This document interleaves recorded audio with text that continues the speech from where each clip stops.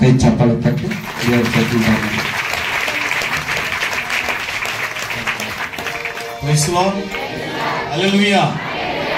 ನಿಮ್ಮೆಲ್ಲರೂ ಯೇಸು ಕ್ರಿಸ್ತನ ನಾಮದಲ್ಲಿ ಸಮಯ ಎಲ್ಲ ಸಂತೋಷವಾಗಿ ಚೆನ್ನಾಗಿದ್ದೀರಲ್ಲ? Very good. ನಿಮ್ಮ ಪ್ರಾರ್ಥನೆಯಿಂದ ದೇವರ ಕೃಪೆಯಿಂದ ಜನ ಅನೇಕ ದೇಶಗಳಿಗೆ ಹೋಗಿದ್ರು ಸಹ ಅಲ್ಲಿನ ಜನ ತುಂಬಾ ಇಷ್ಟ ಆಯ್ತು, ಆ ಪ್ರದೇಶ ಇಷ್ಟ ಆಯ್ತು. ಜಪಾನ್ ಯಾರು ಬೇರೆಯವ್ರ ವಸ್ತುವನ್ನ ತೆಗೆದುಕೊಳ್ಳೋದಿಲ್ಲ. ವಾಕ್ಯಾನುಸಾರವಾಗಿ ಎಷ್ಟು ಸಂತೋಷವಾಗಿದೆ ಗೊತ್ತಾದ್ರು ಅವ್ರು ತನ್ನ ಜೀವಿತಗಳಲ್ಲಿ ಅಳವಡಿಸ್ಕೊಂಡಂತಹ ಒಂದು ಕಾರ್ಯಗಳು. ಸೋಮವಾರದ ಶುಕ್ರವಾರ ಚೆನ್ನಾಗಿ ಕೆಲಸ ಮಾಡ್ತಾರೆ, ದುಡಿತಾರೆ. ಶನಿವಾರ ಭಾನುವಾರ ಮದುವೆಗಳು ಸೇವೆಗಳು ಎಲ್ಲ ಮಾಡಿಬಿಡ್ತಾರೆ. ಒಂದೇ 7 ದಿವಸ ಅಲ್ಲಿದ್ದೆ. ಒಂದು ಗಾಡಿದು ಏನು ಕಾರುಗಳು, ಪ್ರತಿಯೊಂದು ಕಾರುಗಳು 1.5 ಕೋಟಿ ಇರುತ್ತದೆ ಒಂದೊಂದು ಕಾರು ಒಬ್ಬೊಬ್ಬರದು. ಆದ್ರೆ ಒಬ್ಬರು ಇಲ್ಲಿವರೆಗೂ ನಾನು ಆರ ನೋಡಿದ್ದು ಕೇಳಿಸ್ಕೊಂಡಿಲ್ಲ. ಅಷ್ಟು ನೀಟ್ನೆಸ್ ಆಗಿ ಒಂದು ಗಾಡಿಗೆ ಇನ್ನೊಂದು ಗಾಡಿಗೆ 30 ಅಡಿ ಗ್ಯಾಪ್ ಇರುತ್ತೆ. ಎಲ್ರಿಗೂ ಬಿಡುತ್ತಾರೆ. ನೀನ್ ಫಸ್ಟ್ ಹೋಗು ಅಂತ ಹೇಳ್ತಾರೆ ಹೊರತಾರೆ, ಯಾರು ಹತ್ರ ಪಡೋದಿಲ್ಲ. ಜೊತೆಗೆ 3 ಟೈಮ್ನು ಚೆನ್ನಾಗಿ ಮಾಂಸ ತಿಂತಾರೆ. ಆದ್ರೆ ಅನ್ನ ಇಲ್ಲ, ತರಕಾರಿ ಮಾಂಸ ಇದು ಚೆನ್ನಾಗಿ ತಿಂತಾರೆ. ಅವ್ರಿಗೆ ಯಾವ ಕಾಯಿಲೆ ಇರೋದಾಗಿ ಚೆನ್ನಾಗಿ ಇದ್ದಾರೆ. ಒಂದ್ಸಲ ಎಲ್ಲರೂ ಸೇರಿ ಚಪ್ಪಳ ಹೊಡೆದವರು ಬಂದಿದ್ದಾರೆ. ಆಶೀರ್ವಾದವು ವಂಶ ಅನುಸಾರ ಅಂದ್ರೆ ವಂಶದಿಂದ ವಂಶಕ್ಕೆ ಹೋಗ್ತಾ ಇರ್ತದೆ. ಆಶೀರ್ವಾದ ಅನ್ನೋದು ಬರೀ ನಮಗ್ ಮಾತ್ರ ನಿಲ್ಲೋದಲ್ಲ. ಆಶೀರ್ವಾದ ನಮ್ಮ ಮಕ್ಕಳು, ನಮ್ಮ ಮೊಮ್ಮಕ್ಕಳು, ಅವರ ಮಕ್ಕಳು ಈ ರೀತಿಯಾಗಿ ಮುಂದುವರಿಸುವಂತದ್ದು ಆಗಿರ್ತದೆ. Amen, hallelujah. ಅದಕ್ಕೆ ಸಂಬಂಧಪಟ್ಟ ಹಾಗೆ ಕೆಲವು ವಾಕ್ಯಗಳನ್ನ ಧ್ಯಾನ ಮಾಡ್ತಾ ಹೋಗೋಣ. ದೇವರಿಗೆ ಮಹಿಮೆ ಆಗ್ಲಿ. ಎಷ್ಟು ಜನ ಸಿದ್ಧರಾಗಿದ್ರೆ ವಾಕ್ಯ ಕೇಳೋದಕ್ಕೆ? Amen, praise the Lord. ನಮ್ಮ ವಂಶದಲ್ಲಿ ನಾವು ಆಶೀರ್ವಾದ ಹೊಂದ್ಕೋಬೇಕು. ಜೊತೆಗೆ ನಮ್ಮ ಮುಖಾಂತರ ಆಶೀರ್ವಾದ ಮಕ್ಕಳು ಅವರ ಮಕ್ಕಳನ್ನ ಮುಂದುವರಿಸಿಕೊಂಡು ಹೋಗುವ ಹಾಗೆ. ಆಮೆನ್. ಅಂದ್ರೆ ಆಸ್ತಿ ಪಾಸ್ತಿ ಅನ್ನೋದು ಆಶೀರ್ವಾದ ಅಲ್ಲ. ಆಶೀರ್ವಾದ ಅನ್ನೋದು ಎಲ್ಲವೂ ಸೇರಿದ್ದಾಗಿರ್ತದೆ. ಹಣ, ಆಸ್ತಿ, ಮನೆ, ಆರೋಗ್ಯ, ಎಲ್ಲ ಯಶಸ್ಸು ಎಲ್ಲ ಪ್ಯಾಕೇಜ್ ಆಗಿರ್ತದೆ ಆಶೀರ್ವಾದ ಅಂದ್ರೆ. Amen, praise the Lord. ಅನೇಕ ಜನ ನಾವು ತಿಳ್ಕೊಳ್ಳೋದೇನಂದ್ರೆ ಬರೀ ಹಣ ಮಾತ್ರ ಆಶೀರ್ವಾದ ಅಂತಲ್ಲ. ಹಣ ಇರುವಂತವ್ರು ಎಲ್ಲರೂ ಎಷ್ಟು ಜನ ಸಂತೋಷವಾಗಿದ್ದಾರೆ ಅಂತ ಪ್ರಶ್ನೆ ಮಾಡುವಾಗ ಹಣ ಇರುವಂತವರು, ಐಶ್ವರ್ಯವಂತರು ಅನೇಕರು ಆತ್ಮಹತ್ಯೆಗಳು ಮಾಡಿಕೊಳ್ತಿದ್ದಾರೆ. ಕಾರಣ ಏನಂದ್ರೆ ನನಗೆ ಕೋಟ್ಯಾಂತರ ರೂಪಾಯಿ ಹಣ ಇದೆ, ನನಗೆ ನೆಮ್ಮದಿ ಇಲ್ಲ, ನಮಗ್ ಸಮಾಧಾನ ಇಲ್ಲ ಅಂತೇಳಿ. ಒಳ್ಳೆ ಪದವಿಲಿದ್ದೀರಿ, ಸಮಾಧಾನ ಇಲ್ಲ ಅಂತೇಳಿ. ಅನೇಕ ಟಿವಿಗಳಲ್ಲಿ ನ್ಯೂಸ್ಗಳಲ್ಲಿ ಕೂಡ ನಾವು ನೋಡ್ತೇವೆ. ಅನೇಕ ಅಧಿಕಾರಿಗಳು, ದೊಡ್ಡ ದೊಡ್ಡ ಅಧಿಕಾರಿಗಳು ಎಷ್ಟು ಓದಿ ಕಷ್ಟಪಟ್ಟು ಮೇಲೆ ಬಂದಿರ್ತಾರೆ, ಅಂತ ಪದವಿಲಿರ್ತಾರೆ, ಅದರ ಆತ್ಮಹತ್ಯೆ ಮಾಡ್ಕೊಂಡಿರ್ತಾರೆ. ಕಾರಣ ಹುಡುಕುವಾಗ ಹಣ ಇದೆ, ಅಧಿಕಾರ ಇದೆ, ಎಲ್ಲ ಇದೆ, ಸಮಾಧಾನ ಇಲ್ಲ ಅಂತೇಳಿ. ಹಾಗಾದ್ರೆ ಹಣ ಎಲ್ಲ ಇತ್ತು, ಸಮಾಧಾನ ಇಲ್ಲ ಅಂದ್ರೆ ಅಲ್ಲಿ ಯಾರಿಲ್ಲ ಅಂದ್ರೆ ಅಲ್ಲಿ ಯೇಸು ಕ್ರಿಸ್ತನಿಲ್ಲ. ಎಲ್ಲಿ ಯೇಸು ಕ್ರಿಸ್ತನಿಲ್ಲವೋ ಅಲ್ಲಿ ಸಮಾಧಾನ ಇರೋದಕ್ಕೆ ಸಾಧ್ಯವಿಲ್ಲ. ಹಾಗಾದ್ರೆ ದೇವರು ನಂಬಿದಂತ ನಾವು ಹೆಂಗೆ ಆಶೀರ್ವಾದಕ್ಕೆ ಪಾತ್ರರಾಗಿ ನಾವು ನಮ್ಮ ಮಕ್ಕಳು, ನಮ್ಮ ಮಕ್ಕಳನ್ನ ಆಶೀರ್ವಾದಕರವಾಗಿ ಹೆಂಗೆ ಇಡೋದಕ್ಕೆ ಸಾಧ್ಯ ಅನ್ನೋದು ನಾವು ನೋಡೋಣ ಪ್ರಿಯರೇ. ಆಮೆನ್.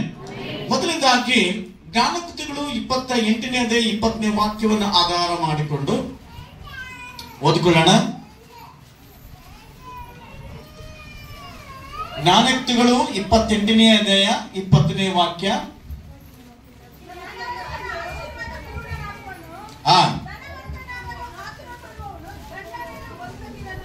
ಓಕೆ, ಗಮನಿಸ್ರಿ. ಅಲ್ಲಿ ಒಂದು ವಾಕ್ಯ ಮಾತ್ರ ಹೋದ್ರೆ, ನಂಬಿಗಸ್ತನು ಆಶೀರ್ವಾದ ಪೂರ್ಣನಾಗುವನು. ಆಮೆನ್. ಇಲ್ಲಿ ವಾಕ್ಯ ಹೇಳಲ್ಪಟ್ಟಿದೆ, ನಂಬಿಗಸ್ತನು ಏನಾಗ್ತಾನಂತೆ? ಆಶೀರ್ವಾದ ಪೂರ್ಣನಾಗುವನು. ಆಮೆನ್. ಆಶೀರ್ವಾದ ಪೂರ್ಣನಾಗುವನು ಯಾರು? ನಂಬಿಗಸ್ತನು. ಆಮೆನ್. ಆಮೆನ್ ಅಂದ್ರೆ ಜರಗ. Amen, hallelujah. ಎಷ್ಟು ಜನಕ್ಕೆ ಆಶೀರ್ವಾದ ಬೇಕು? ಅನೇಕರು ಯಾರು ಬೇಡ ಅನ್ನಕ್ಕಾಗಲ್ಲ. ನನಗೆ ಆಶೀರ್ವಾದ ಬೇಡ ಅಂತೇಳಿ ಲೋಕದಲ್ಲಿ ಯಾರು ಹೇಳೋದಿಲ್ಲ. ಪ್ರತಿಯೊಬ್ಬರು ಹೇಳ್ತಾರೆ ನನಗೆ ಆಶೀರ್ವಾದ ಬೇಕು. ನಿನ್ಗಾದ್ಮೇಲೆ ಯಾರಿಗೆ ಬೇಕಮ್ಮ? ನನ್ನ ಮಗಳಿಗೆ ಬೇಕು, ನನ್ನ ಮಗನಿಗೆ ಬೇಕು. ನಂತರ ಏನು? ಇವು ನನ್ನ ಮೊಮ್ಮಕ್ಕಳು ಚೆನ್ನಾಗಿರ್ಬೇಕು. ಆಮೆನ್. ಈ ರೀತಿಯಾಗಿ ಆಶೀರ್ವಾದ ಪೂರ್ಣರಾಗಿ ಇರುವುದಕ್ಕೆ ಏನು ಮಾಡಬೇಕು ಅನ್ನೋದನ್ನ ಕೆಲವು ವಾಕ್ಯಗಳನ್ನ ಆಧಾರವಾಗಿಟ್ಕೊಂಡು ನಾವು ಇದನ್ನು ಮಾಡುವಾಗ ನಾವು ಆಶೀರ್ವಾದ ನಿಧಿಯಾಗಿಯೂ ಆಶೀರ್ವಾದ ಪೂರ್ಣ ಪೂರ್ಣ ಆಶೀರ್ವಾದಕ್ಕೆ ನಾವು ಪಾತ್ರರಾಗ್ತೇವೆ. ದೇವರಿಗೆ ಸ್ತೋತ್ರವಾಗಲಿ. ಆಶೀರ್ವಾದಕ್ಕೆ ಮೊದಲನೇದಾಗಿ ಏನಪ್ಪಾ ಅಂದ್ರೆ ನಮ್ಮಲ್ಲಿ ನಂಬಿಕೆ ಇರಬೇಕು. ಆಮೆನ್ ಆಮೆನ್ ಹೇಳ್ರಿ. ಏನಿರಬೇಕು? ನಂಬಿಕೆ ಇರಬೇಕು. ಎಲ್ಲೆಲ್ಲಿ ನಂಬಿಕೆ ಇರಬೇಕು? ಯಾವ ಜಾಗದಲ್ಲಿ ನಂಬಿಕೆ ಇರುತ್ತೋ ಅಲ್ಲಿ ದೇವರ ಕಾರ್ಯ ಮಾಡ್ತಾನೆ. ನಿನಗೆ ನಂಬಿಕೆ ಇದ್ರೆ ನಿನ್ನ ರೋಗ ಗುಣ ಆಗುತ್ತೆ. ಸಮಸ್ಯೆ ಇದೆ, ನೋವಿದೆ, ಆದ್ರೆ ಸಮಸ್ಯೆಗೆ ಆ ನೋವಿಗೆ ಪರಿಹಾರ ಏನಂದ್ರೆ ನಿನ್ನಲ್ಲಿರುವಂತ ನಂಬಿಕೆನೇ ನಿನ್ನ ಸಮಸ್ಯೆಗೆ ಪರಿಹಾರ ಹೊರತು ಬೇರೆಯವರ ನಂಬಿಕೆ ಅಲ್ಲ. Amen amen. Praise the Lord. ಅನೇಕ ಹೆಣ್ಣು ಮಕ್ಕಳು ಒಳ್ಳೆ ನಡತೆ ಮುಖಾಂತರ ಕೆಟ್ಟು ಹೋದಂತ ಗಂಡನನ್ನ, ಕುಡುಕನನ್ನ ಅಥವಾ ಪೊರೋಡಿಯನ್ನ, ಸತ್ತು ಹೋಗುವಂತ ವ್ಯಕ್ತಿಗಳನ್ನ ತನ್ನ ಪ್ರಾರ್ಥನೆ ಮುಖಾಂತರ ತನ್ನನ್ನ ದೇವರ ಮೇಲೆ ನಂಬಿಕೆ ಇಟ್ಟು ಅಂತಹ ಗಂಡಸರನ್ನ ಉಳಿಸ್ಕೊಂಡಂತ ಹೆಣ್ಣು ಮಕ್ಕಳು ಪ್ರಪಂಚದಲ್ಲಿ ತುಂಬಾ ಇದ್ದಾರೆ. Amen praise the lord. ಕಾರಣ ಏನಂದ್ರೆ ಗಂಡನ ಸಾಯೋ ಸ್ಥಿತಿಯಲ್ಲಿ ಇದ್ರೂ ಸಹ ಆದ್ರೆ ಆ ಅಮ್ಮನ ಒಳಗಡೆ ಜೀವಿಸುವ ದೇವರಿದ್ದ. ಆ ಜೀವಿಸುವ ದೇವರ ಮೇಲೆ ಆಕೆಗೆ ನಂಬಿಕೆ ಇದ್ದಿದ್ರಿಂದ ಆ ಗಂಡನನ್ನ ಬದುಕಿಸೋದಕ್ಕೂ, ಆ ಗಂಡನನ್ನ ಉಳಿಸೋದಕ್ಕೂ, ಆ ಗಂಡನನ್ನ ಬದಲಾಯಿಸ್ಕೊಳ್ಳೋದಕ್ಕೆ ಆಕೆಯಲ್ಲಿದ್ದಂತ ನಂಬಿಕೆ, ಯೇಸು ಕ್ರಿಸ್ತನ ಮೇಲೆ ನಂಬಿಕೆ ನಡೆಸ್ತಾ ಬಂತು. ಅದಕ್ಕಾಗಿ ದೇವರಿಸ್ಬೋದು. ಆಮೇಲೆ ಹೇಳ್ರಿ, ಎಷ್ಟು ಜನ ಹೆಣ್ಮಕ್ಳು ಇದು ಈ ವಿಷಯದಲ್ಲಿ ಸಂತೋಷವಾಗಿದ್ದೀರಾ? ನಿಮ್ಮ ಪ್ರಾರ್ಥನೆ ನಿಮ್ಮ ಗಂಡನನ್ನ ಬದಲಾಯಿಸುತ್ತೆ. ನಿಮ್ಮ ಗಂಡಂದಿರ ಪ್ರಾರ್ಥನೆ ನಿಮ್ಮ ಹೆಂಡತಿನ ಬದಲಾಯಿಸುತ್ತೆ. ನಿಮ್ಮ ತಂದೆ ತಾಯಿಗಳ ಪ್ರಾರ್ಥನೆ ಮಕ್ಕಳ ಪರಿಸ್ಥಿತಿ ಬದಲಾಯಿಸುತ್ತೆ. ಆಮೇಲೆ ಹೇಳ್ತಾರೆ ಹಲ್ಲೆಲೂಯ. ದೇವರಿಗೆ ಸ್ತೋತ್ರವಾಗಲಿ. ಹಲ್ಲೆಲೂಯ. ಈ ಸಮಯದಲ್ಲಿ ಆ ವಾಕ್ಯ ನಾವು ಕೇಳಿದ ಪ್ರಕಾರ ಇಲ್ಲಿ ಆಶೀರ್ವಾದ ಹೊಂದಬೇಕಾದರೆ ಆಶೀರ್ವಾದ ಇರುವಂತ ನಿಧಿ ಯಾರಂದ್ರೆ ಯೇಸು ಕ್ರಿಸ್ತನಾಗಿದ್ದಾರೆ. ಹಾಗಾದ್ರೆ ನಾವು ಯಾರನ್ನು ನಂಬಬೇಕು ಅಂದ್ರೆ ಹಣವನ್ನು ನಂಬೋದಲ್ಲ, ಆಸ್ತಿಯನ್ನು ನಂಬೋದಲ್ಲ, ಅಥವಾ ಈ ಲೋಕದ ವಸ್ತುಗಳ ಮೇಲೆ ನಂಬಿಕೆ ಅಲ್ಲ. ಈ ಸರ್ವವನ್ನು ಸೃಷ್ಟಿ ಮಾಡಿದಂತ ಸೃಷ್ಟಿಕರ್ತನ ಮೇಲೆ ನಮ್ಮ ನಂಬಿಕೆ ಇರಬೇಕು. ಯಾರ ಮೇಲೆ ನಂಬಿಕೆ ಇರಬೇಕು? Amen amen. ನಿನಗೆ 1000 ರೂಪಾಯಿ ಬರಲಿ, ನಿನಗೆ 10,000 ಇರಲಿ, 10 ಲಕ್ಷ ಇರಲಿ, ನಿನ್ನ ಮನಸ್ಥಿತಿ ಚೇಂಜ್ ಆಗಬಾರ್ದು. ನಿನ್ನ ಮನಸ್ಥಿತಿ ಯಾವಾಗ್ಲೂ ಒಂದೇ ಇರಬೇಕು. ಆಮೆನ್. ಯಾವಾಗ್ಲೂ ಹೆಂಗಿರ್ಬೇಕು? ಒಂದೇ ಆಗಿರ್ಬೇಕು. ಆ ನಂಬಿಕೆ ಚೇಂಜ್ ಆಗಬಾರ್ದು. ಪೂರ್ಣ ಆಶೀರ್ವಾದ ಅನ್ನೋದಕ್ಕೆ ನಾವು ನಂಬಿಕೆಸ್ಥರಾಗಿರ್ಬೇಕು ದೇವರಿಗೆ. ಆಮೆನ್. ಏನಾಗಿರ್ಬೇಕು? ನಂಬಿಕೆಸ್ಥರು. ನಾವು ನಂಬಿಕೆಸ್ಥರಾಗಿದ್ರೆ ಏನಾಗುತ್ತೆ? ಯಾರಿಗೆ ನಂಬಿಕೆಸ್ಥರಾಗಿರ್ಬೇಕು? ಸಭೆ ದೇವರಿಗೆ ನಂಬಿಕೆಸ್ಥರಾಗಿರಬೇಕು. ಯಾರಿಗೆ? ದೇವರ ಮೇಲೆ ನಂಬಿಕೆಸ್ಥರಾಗಿರಬೇಕು. ಆಮೆನ್. ಗಂಡ ಹೆಂಡತಿ ಮೇಲೆ ನಂಬಿಕೆ ಆಗಿರ್ಬೇಕು. ಹೆಂಡತಿ ಗಂಡಿನ ಮೇಲೆ ನಂಬಿಕೆ ಆಗಿರಬೇಕು. ಮತ್ತೆ ತಂದೆ ತಾಯಿ ಮಕ್ಕಳ ಮೇಲೆ ನಂಬಿಕೆ ಆಗಿರ್ಬೇಕು. ಆಮೆನ್. ಮಕ್ಕಳು ದೇವರ ಮೇಲೆ ನಂಬಿಕೆ ಉಳ್ಳವರಾಗಿರಬೇಕು. Hallelujah hallelujah. ನಂಬಿಕೆ ಅನ್ನೋದು ಅನೇಕ ಆಶೀರ್ವಾದಕ್ಕೆ ಒಂದು ಮಾರ್ಗವಾಗಿರ್ತದೆ. ನೀವು ನಿನ್ನ ಗಂಡ ಆಗ್ಲಿ, ನಿನ್ನ ಹೆಂಡತಿ ಆಗ್ಲಿ ಬೇರೆ ರೀತಿಯಲ್ಲಿ ಇದೆ ಅಂತ ನಿನ್ನ ಚಿತ್ರ, ನಿನ್ನ ಮನಸ್ಸಲ್ಲಿ ಆಲೋಚನೆ ಇದ್ರೂ ಸಹ ನೀನು ಮಾತಾಡಬೇಕಾಗಿರೋದು ಯಾರ ಮೇಲೆ ಅಂದ್ರೆ ದೇವರ ಮೇಲೆ ನಂಬಿಕೆ ಇಟ್ಟು ಮಾತಾಡಬೇಕು. ನಿನ್ನ ಕಣ್ಣಿಗೆ ಏನ್ ನೋಡ್ತಾ ಇದೆಯೋ ಅದನ್ನು ಮಾತಾಡಬಾರದು. ನಿನ್ ಕಣ್ಣಿಗೆ ಏನ್ ನೋಡ್ತಾ ಇದೆ, ನಿನ್ ಗಂಡ ಕುಡಿದು ಬಿಟ್ಟು ಬಂದ ಅದನ್ನು ಮಾತಾಡೋದಲ್ಲ. ನನ್ನ ಗಂಡ ಕುಡಿದು ತಂದ ಬಿಡುಗಡೆ ಆಗಿದ್ದಾನಂತ ಹೇಳಿನೇ ಮಾತಾಡಬೇಕು. ಯಾವ ಟೈಮಲ್ಲಿ ಮಾತಾಡಬೇಕಾರದು? ಕುಡಿದಿದ್ದಾಗಲ ಕುಡ್ದಾಗ್ಲ? ಯಾರು ಕುಡಿದಿದ್ದಾಗ ಯಾರು ಹೇಳ್ಬೇಕಂದ್ರೆ ಯಾರು ನಂಬಿಕೆ ಇಡ್ತೀರೋ ಅವ್ರು ಕುಡಿದಿದ್ದಾಗ ಹೇಳ್ಬೇಕು ಅಲ್ವಾ? Price the lord. ಕುಡಿದಾಗ್ಲೂ ಕೂಡ ನೀವ್ ಏನ್ ಹೇಳ್ಬೇಕು? ನನ್ನ ಮಗ ಚೇಂಜ್ ಆಗ್ತಾನೆ, ನನ್ನ ಗಂಡ ಚೇಂಜ್ ಆಗ್ತಾನೆ, ನನ್ನ ಅತ್ತೆ ಚೇಂಜ್ ಆಗ್ತಾಳೆ, ನನ್ನ ಸೊಸೆ ಚೇಂಜ್ ಆಗ್ತಾಳೆ. ಈ ನಂಬಿಕೆ ಮಾತಾಡ್ಬೇಕು. ಕಣ್ಣಿಗೆ ನೋಡಿ ಇಲ್ಲ ಇವನು ಹಿಂಗಾಗ್ಬಿಡ್ತಾನೆ, ಹಿಂಗಿದ್ದಾನೆ ಅನ್ನೋದೆಲ್ಲ ಪರಿಸ್ಥಿತಿ ನೋಡಲ್ಲ, ಅದನ್ನ ಆಪೋಸಿಟ್ ಆಗಿ ಮಾತಾಡ್ಬೇಕು ನಾವು. Amen amen. ನಂಬಿಕೆ ನಿನ್ನ ಗಂಡನ ಮೇಲಲ್ಲ, ನಂಬಿಕೆ ಬದಲಾಯಿಸುವ ದೇವರ ಮೇಲೆ. ಹಲ್ಲೆಲೂಯ. ಯಾಕಂದ್ರೆ ದೇವರ ಕೈಯಲ್ಲಿ ಕೆಟ್ಟವನು ಇದ್ದಾನೆ, ಒಳ್ಳೆಯವನು ಇದ್ದಾನೆ. ಅದನ್ನ ಬದಲಾಯಿಸಿ ನಡೆಸುವಂತವ್ರು ಯಾರು? ದೇವರೇ ಆಗಿದ್ದಾನೆ. ಹಲ್ಲೆಲೂಯ. ಇದು ವಿರುದ್ಧವಾಗಿ ಯಾರಾದ್ರೂ ಜಗಳವೋ ಕುತಂತ್ರವೋ ಬೇರೆ ಏನೇ ಮಾಡಿದ್ರು ಸಹ, ಮಾಯ ಮಂತ್ರಗಳು ಮಾಡಿದ್ರು ಸಹ, ನೀವು ಮಾಡ್ಬೇಕಾರದು ಅವರಿಗೆ ವಿರುದ್ಧವಾಗಿ ಅಲ್ಲ, ನೀವು ಮಾಡ್ಬೇಕಾರದು ಅವರ ಹಿಂದುಗಡೆ ಕ್ರಿಯೆ ಮಾಡುವಂತ ದುರಾತ್ಮನ ಬಂಧಿಸಿ ಮಾತಾಡಬೇಕು. ಏನಂತ ಹೇಳ್ಬೇಕು? ನನಗೆ ಯಾವ ಕೇಡು ಆಗೋದಿಲ್ಲ. ಆಮೆನ್. ಅವನು ಕೆಟ್ಟವನೇ, ಅವನ ಮಂತ್ರವಾದಿನೇ ಅಥವಾ ಆತ್ಮ ದುಷ್ಟನೇ, ಆದ್ರೆ ನನ್ನೊಳಗಡೆ ದೊಡ್ಡವನಿದ್ದಾನೆ. ಯಾರವರು? ಯಾರು? ಯೇಸಪ್ಪ ಇದ್ದಾನೆ. Hallelujah, praise the Lord. ಇಲ್ಲಿ ನಂಬಿಕೆ ಅನ್ನೋದು ತುಂಬಾ ಇಂಪಾರ್ಟೆಂಟ್. ಒಂದು ವ್ಯವಹಾರ ಮಾಡುವಾಗ ನಂಬಿಕೆಸ್ಥರಾಗಿರಬೇಕು. Hallelujah, hallelujah. ಲೂಕನ ಬರೆದ ಸುವಾರ್ತೆ 16ನೇ 10ನೇ ವಾಕ್ಯದಲ್ಲಿ, 11ನೇ ವಾಕ್ಯದಲ್ಲಿ, 12ನೇ ವಾಕ್ಯದಲ್ಲಿ ಕೆಲವು ನಂಬಿಕೆ ಮತ್ತು ಅಪನಂಬಿಕೆ ಇರುವಂತ ವಿಚಾರವಾಗಿ ಅಲ್ಲಿ ದೇವರು ಮಾತಾಡಿಕ್ಕಿರ್ತಾರೆ. ಸ್ವಲ್ಪವಾದದ್ರಲ್ಲಿ ನಂಬಿಕಸ್ಥನಾದವನು ಬಹಳವಾದದ್ರಲ್ಲಿಯೂ ನಂಬಿಕಸ್ಥನಾಗುವನು. ಆಮೇಲೆ 1000 ರೂಪಾಯಿ ನಾವು ಏನಾಗಿರ್ಬೇಕು? ಜ್ವರ ಹೇಳ್ರಿ, ನಂಬಿಕಸ್ಥರಾಗಿರ್ಬೇಕು. ಆಮೇಲೆ ಆಮೇಲೆ ನೀವು ಚರ್ಚೆಲ್ಲ ಕೆಡ್ತಾ ಇದ್ದೀರಿ. ಸುಮಾರು ಜನ ಶಕ್ತಿ ಮೀರಿ ಕೊಟ್ಟಿದ್ದೀರಾ, ಇನ್ನು ಕೆಲವರು ಕೊಟ್ಟೇ ಇಲ್ಲ. ಯೋಚನೆ ಕೂಡ ಮಾಡಿದರೂ ಕೂಡ ಗೊತ್ತಿಲ್ಲ. ಹಲ್ಲೆಲೂಯಾ. ನಿಮ್ಮಿಂದ ಸಭೆ ಕಟ್ಟೋದು ನಿಂತೋಗ್ಬಾರ್ದು. ಎಲ್ಲಿವರೆಗೂ ಭಾರ ನಿನ್ನ ಮೇಲೆ ಇರುತ್ತದಂದ್ರೆ ಕೊಡೋವರೆಗೂ ಫಸ್ಟ್ ಎಷ್ಟು ಬೇಕಾಗುತ್ತೆ ಅಷ್ಟು ಬೇಗ ಏನ್ ಮಾಡ್ಬೇಕು? ಆ ಭಾರವನ್ನು ಇಳಿಸ್ಕೋಬೇಕು.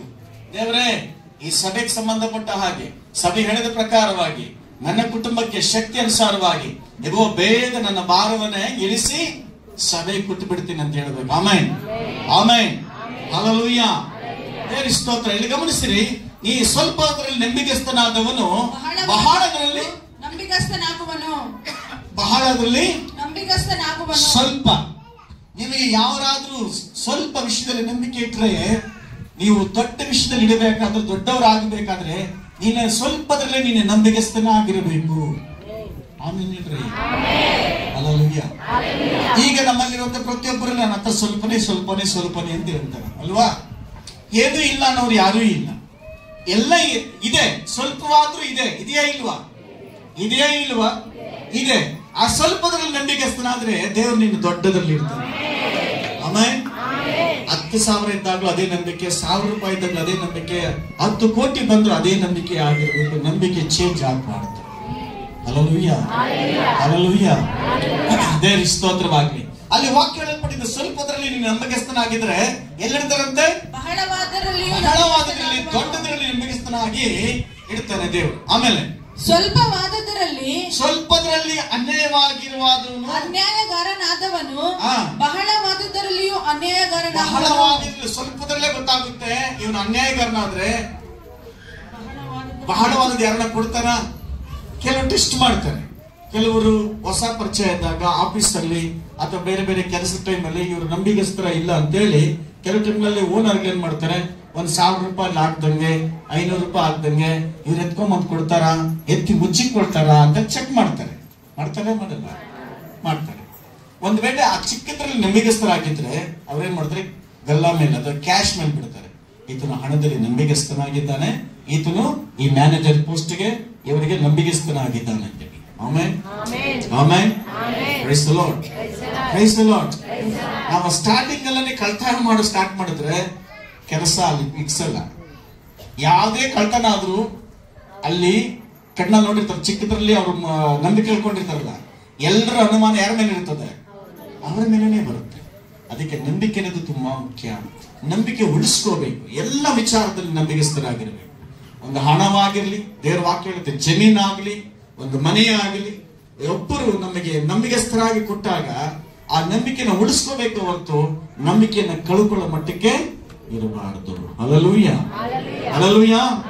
ದೇವರಿಗೆ ಸ್ತೋತ್ರವಾಗಲಿ. ಪ್ರೀತಿಯ ದೇವಚಂದ್ರೆ, ಎರಡನೇ ಭಾಗ ಮೊದಲಿದಾಗ ನಾವು ನೋಡಿದ್ವಿ, ನಾವು ನಂಬಿಕಸ್ಥರಾಗಿ ಇರಬೇಕು ಅಂತೇಳಿ. ಹಾಗಾದ್ರೆ ಯಾರಾದ್ರೂ ನಂಬಿಕಸ್ಥರಾಗಿದ್ದಾರಾ ಅಂತ ನೋಡುವಾಗ ಅಬ್ರಹಾಮನು ನಂಬಿಕೆಗೆ ಹೆಸರುವಾಸಿಯಾದಂಥವನು. ಆಮೇಲೆ ಯಾರು? ಅಬ್ರಹಾಂ. ಅವನಿಗೆ ಜೀವನದಲ್ಲಿ ಅನೇಕ ಕಷ್ಟಗಳು ಬಂತು, ನಷ್ಟನೂ ಬಂತು, ಶತ್ರುಗಳು ಜಾಸ್ತಿ ಆದ್ರು.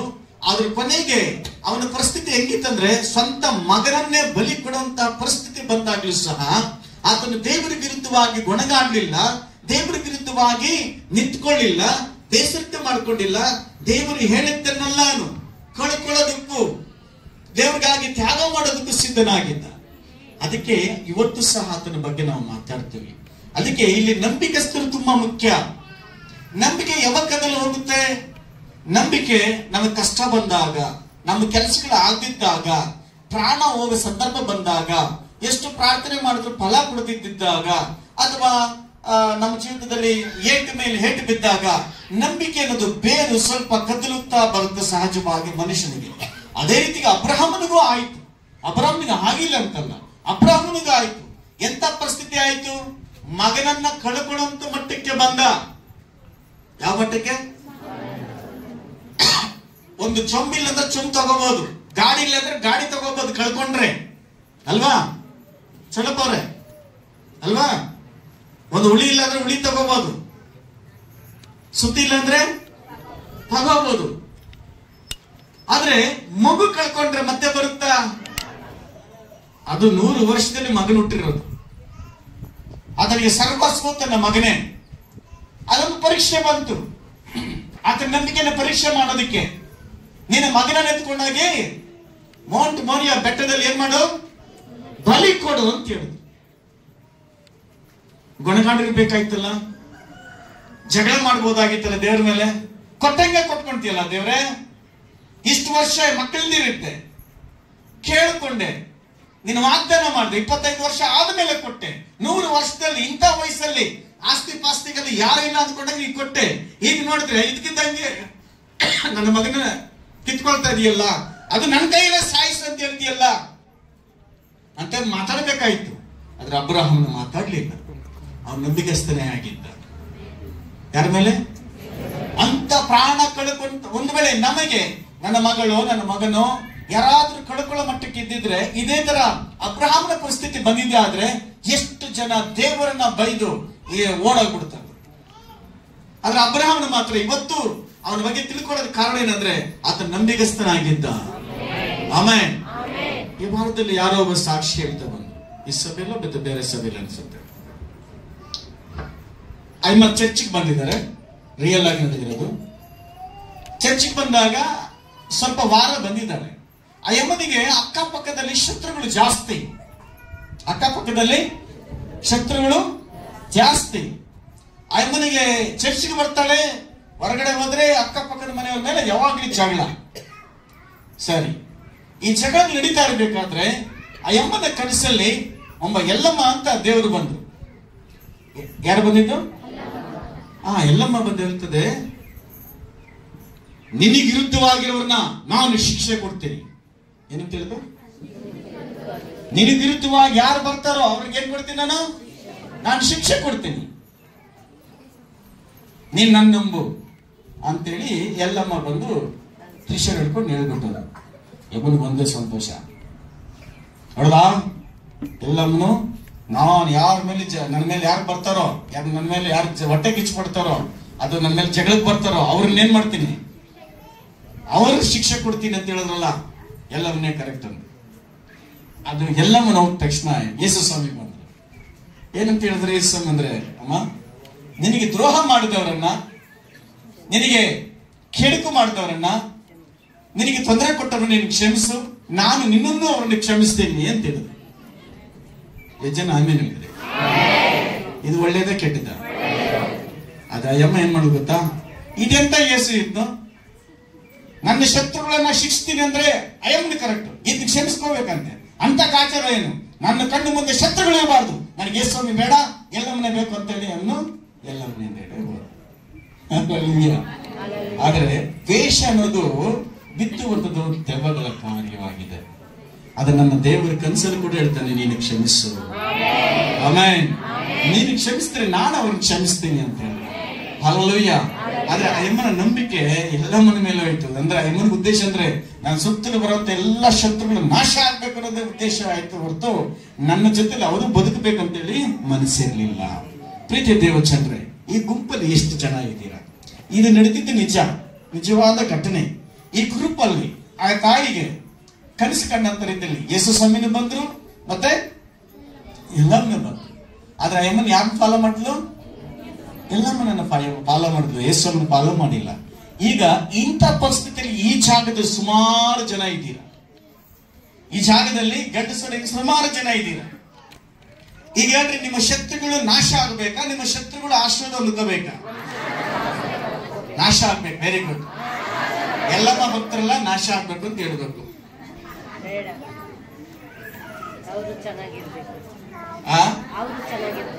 ಹಲ್ಲೆಲೂಯಾ. ಶತ್ರುಗಳು ಇಲ್ಲ ಜಾಗ ಇಲ್ಲ. ಒಂದು ಶತ್ರು ಹೋದ್ರೆ ಇನ್ನೊಂದು ಶತ್ರು ಇರ್ತಾನೆ.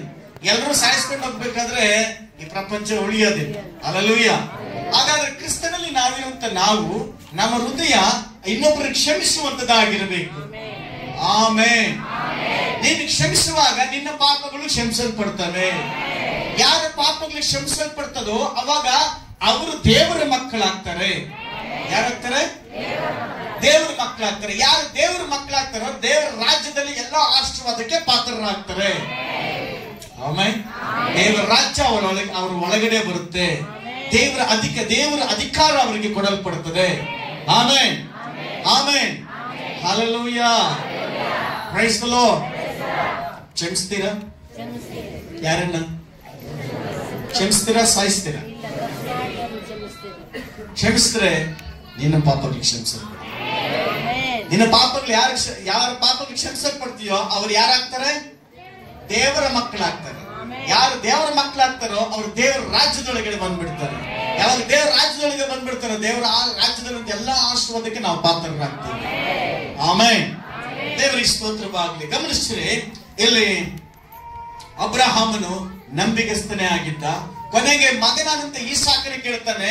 22ನೇ ಅಧ್ಯಾಯದ 7ನೇ ಮತ್ತು 8ನೇ ವಾಕ್ಯ ಅನಿಸುತ್ತೆ. ಏನಂತ ಹೇಳ್ತಾನೆ?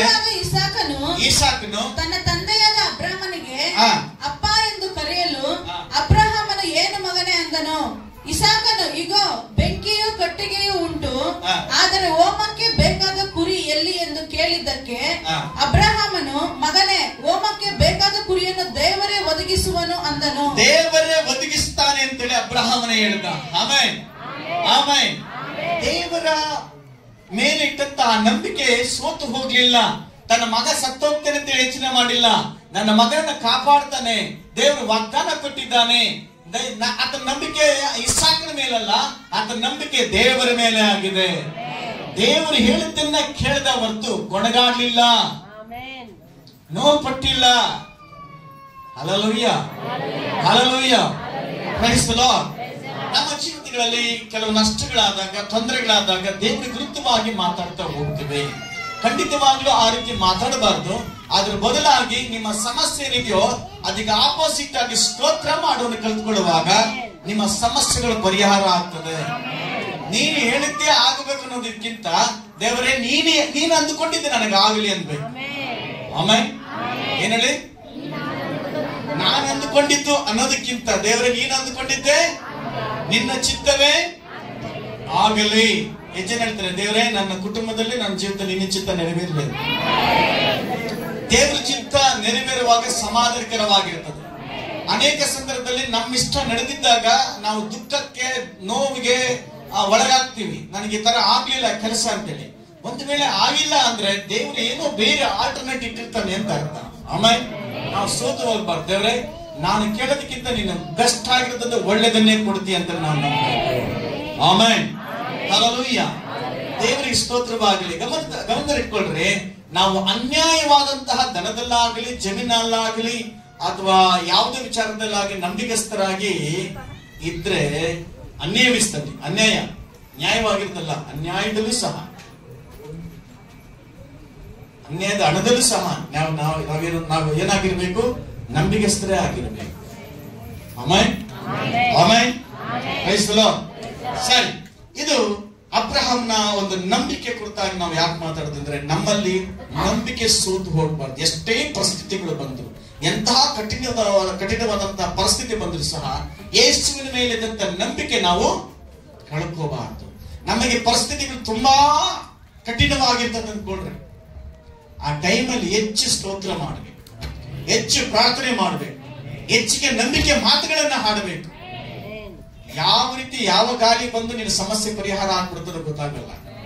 ಆದ್ರೆ ದೇವರಿಗೆ ಬಿಟ್ಟು ನಂಬಿಕೆಯಿಂದ ಕಾಯುವಾಗ ದೇವರು ಕಾರ್ಯ ಮಾಡ್ತಾರೆ. ಕೆಲ ಟೈಮ್ನಲ್ಲಿ ನಮ್ಗೇನಂದ್ರೆ ತಕ್ಷಣ ಆಮೇಲೆ ಅಂದ ತಕ್ಷಣ ಹಂಗೆ ಮಾವಿನ ಗಿಡ ಬಂದು ಹಂಗೆ ಹಣ್ಣುಗಳು ಬಿಟ್ಬಿಡ್ಬೇಕು ಅಲ್ವಾ? ಅದು ಮಾಯಾ ಬಜಾರ್ ಅಂತ ಹಣ್ಣು ತಿನ್ಬಾರ್ದು, ಕಾಯಿಲೆಗಳು ಜಾಸ್ತಿ ಬರ್ತವೆ. ಗಮನಿಸಿರಿ, ಒಂದು ಬೆಳೆ ಬರ್ಬೇಕಾದ್ರೆ ಏನ್ ಮಾಡ್ಬೇಕು? ಎಷ್ಟು ದಿವಸ ಬೇಕು? 3 ತಿಂಗಳು ಬೇಕಲ್ವಾ? 3 ತಿಂಗಳು ಬೇಕು. ನಮ್ಮ ಪ್ರಾರ್ಥನೆ ಕೂಡ ಕೆಲವು ತಕ್ಷಣ ಆಗುತ್ತೆ. ದೇವ್ರ ಚಿತ್ತಕ್ಕೆ ಒಪ್ಪಿಸ್ಕೊಡಬೇಕು. ದೇವ್ರ ಚಿತ್ತವಿಲ್ಲದಿದ್ದು ಯಾವುದು ನಮ್ಮ ಜೀವನದಲ್ಲಿ ಬೇಡ. ಎರಡನೇದಾಗಿ ಗಮನಿಸ್ರಿ, ಆದಿಕಾಂಡ 26ನೇ ಅಧ್ಯಾಯ 24ನೇ ವಾಕ್ಯ.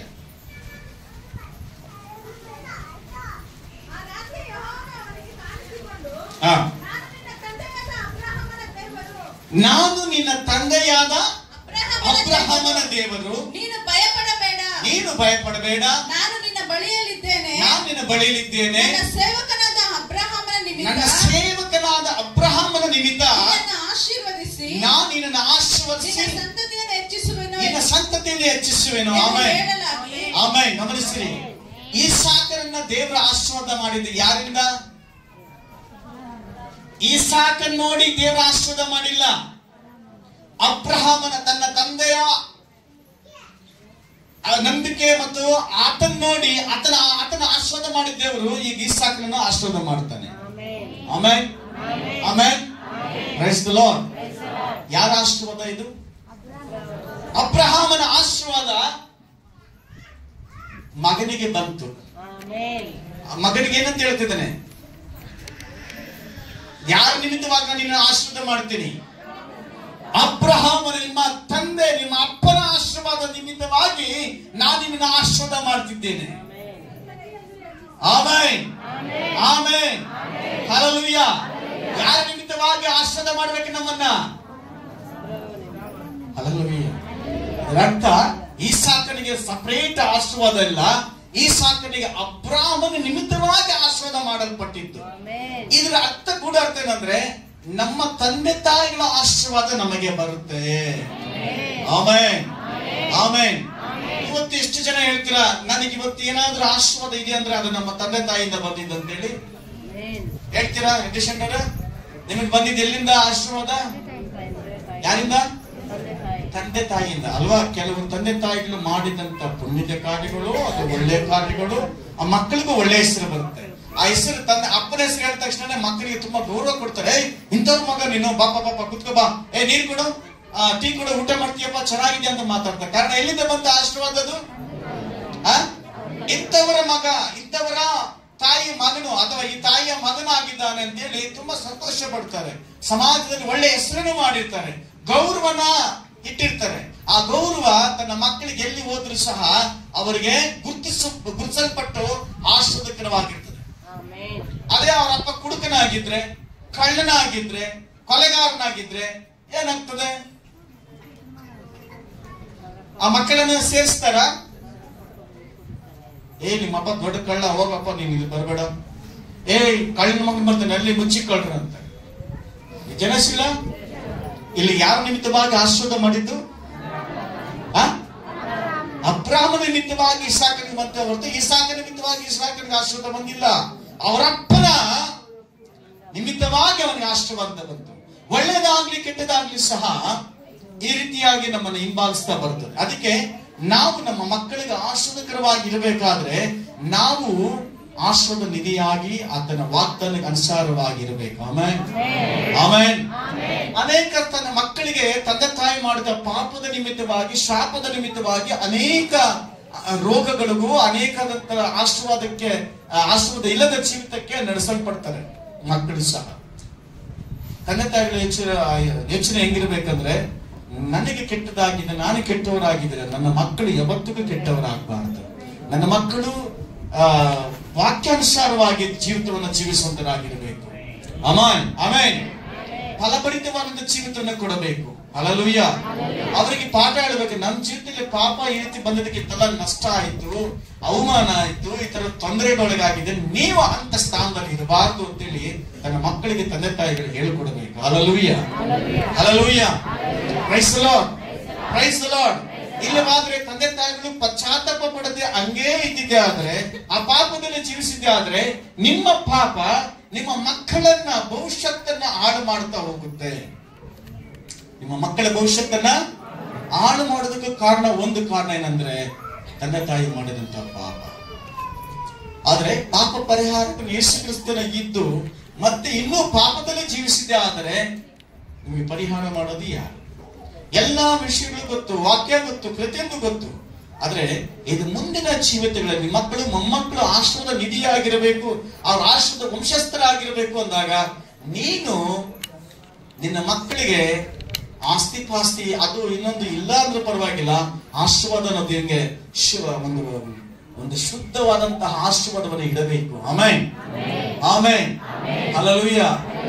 ನಿನ್ನ ಭಕ್ತಿ ನೋಡಿ, ತಂದೆ ತಾಯಿಗಳ ಭಕ್ತಿ ನೋಡಿ, ಪ್ರಾರ್ಥನೆ ಜೀವಿತ ನೋಡಿ, ದಾನ ಧರ್ಮ ನೋಡಿ, ದೇವರಿಗಾಗಿ ತ್ಯಾಗ ಮಾಡಿದಂತ ಜೀವಿತ ನೋಡಿ, ನಿಮ್ಮ ಮಕ್ಕಳ ಕುರಿತ ನಿಮ್ಮ ಮಕ್ಕಳಿಗೆ ಹೇಳಬೇಕು. ನೀನ್ ಹೇಳಿಲ್ಲ ಅಂದ್ರೆ ನಿಮ್ಮ ಮಕ್ಕಳಿಗೆ ಜನ ಹೇಳಬೇಕು, ನಿಮ್ಮ ತಂದೆ ತಾಯಿಯವರು ತುಂಬಾ ಒಳ್ಳೆ ಭಕ್ತರಪ್ಪ, ನಿಮ್ಮ ತಂದೆ ತಾಯಿಯಿಂದ ನಾನು ಆಶೀರ್ವಾದ ಹೊಂದಿಕೊಂಡಿದ್ದೆ, ನಿಮ್ಮ ತಂದೆ ತಾಯಿಯಿಂದ ನಾನು ಈ ರೀತಿ ಗುಣ ಹೊಂದ್ಕೊಂಡೆ, ಸಹಾಯ ಹೊಂದ್ಕೊಂಡೆ, ಒಳ್ಳೆಯ ಕಾರ್ಯಗಳವೆಲ್ಲ. Amen, amen, praise the Lord. ನಿಮ್ಮ ತಂದೆ ತಾಯಿಯಿಂದ ಇಂತೆಲ್ಲ ಕೆಟ್ಟದಾಗಿದೆ, ನಾನು ದೂರ ಇಡಬೇಕು ಅನ್ನೋ ಉದ್ದೇಶ ಆ ಮಟ್ಟಕ್ಕೆ ಆಗಬಾರದು. Hallelujah, hallelujah. ತಂದೆ ತಾಯಿಗಳಿಗೆ ನೀವು ಮನಸ್ಸು ನೋಯಿಸಕ್ಕೆ ನಾವು ಹೇಳ್ತಾ ಇಲ್ಲ, ಪವಿತ್ರಾತ್ಮ ಹೇಳುವಂತದ್ದು ನಿನ್ನ ಜೀವಿತಗಳು ಬದಲಾವಣೆ ಆಗಿದ್ರೆ ನಿಮ್ಮ ಮಕ್ಕಳ ಜೀವಿತದಲ್ಲಿ ಒಳ್ಳೆ ಆಶೀರ್ವಾದಕ್ಕೆ ನೀವು ದಾರಿ ಮಾಡಿಕೊಡ್ತೀರಾ. Hallelujah, praise the Lord. ಒಂದು ವೇಳೆ ತಂದೆ ತಾಯಿಗಳು ಒಂದು ಕೆಟ್ಟವರಾಗಿದ್ದು ನೀವು ಮಕ್ಕಳಂತವ್ರು ಇಲ್ಲಿದ್ರೆ, ನಮ್ಮಪ್ಪ ನಮ್ಮಮ್ಮ ಕೆಟ್ಟವರಾಗಿದ್ದಾರಂತೆ ನೀನು ಯೋಚನೆ ಮಾಡ್ತಾ ಇದ್ರೆ, ನಿನಗೆ ಆ ತಂದೆ ತಾಯಿಗಿಂತ ಬೆಟರ್ ಆಗಿರೋ ತಂದೆ ಒಬ್ಬರಿದ್ದಾರೆ, ಅವರು ಯೇಸು ಕ್ರಿಸ್ತನಾಗಿದ್ದಾರೆ. ಹಲ್ಲೆಲೂಯ. ನಾನು ಪ್ರಾರ್ಥನೆ ಮಾಡ್ತಾ ಇದ್ದೀನಿ, ನಮ್ಮ ಅಪ್ಪ ಅಮ್ಮ ಚೇಂಜ್ ಆಗ್ತಾ ಇಲ್ಲ, ನಾನು ಇವಾಗ ಏನಂತ ಮಾಡ್ಲಿ, ಯಾವ ರೀತಿ ನಾನು ಆಶ್ರಯ ಹೊಂದ್ಕೋಬೇಕು ಅಂತೇಳಿ ನೀನು ಆಸೆ ಪಟ್ಟಿದ್ದೆ ಆದ್ರೆ ನಿಮ್ಮ ತಂದೆ ತಾಯಿಗಳ ಕುರಿತಾಗಿ ಯೋಚನೆ ಮಾಡಬೇಡ. ನಿನಗೆ ನಿಜವಾದ ತಂದೆ ಭೂಲೋಕದಲ್ಲೇ ಪರಲೋಕದಲ್ಲಿ ಒಬ್ಬರಿದ್ದಾರೆ, ಅವರು ಯೇಸು ಕ್ರಿಸ್ತನಾಗಿದ್ದಾರೆ. ಅವರ ಜೊತೆ ಸಮಯವನ್ನು ಕರಿ, ಅವರನ್ನ ಅಪ್ಪ ಅಂತ ಕರಿ, ಅವರನ್ನ ಅಮ್ಮ ಅಂತ ಕರಿ. Amen, hallelujah. ಮತ್ತೊಂದು ಸಾರಿ ಜ್ಞಾಪಿಸ್ತೇನೆ, ಇಸಾಕನಿಗೆ ಬಂದಿದ್ದ ಆಶೀರ್ವಾದ ಇಸಾಕ ನಿಮಿತ್ತವಾಗಿಲ್ಲ, ಅಬ್ರಾಮನ ನಿಮಿತ್ತವಾಗಿ ಆತನಿಗೆ ಆಶೀರ್ವಾದ ಬಂತು.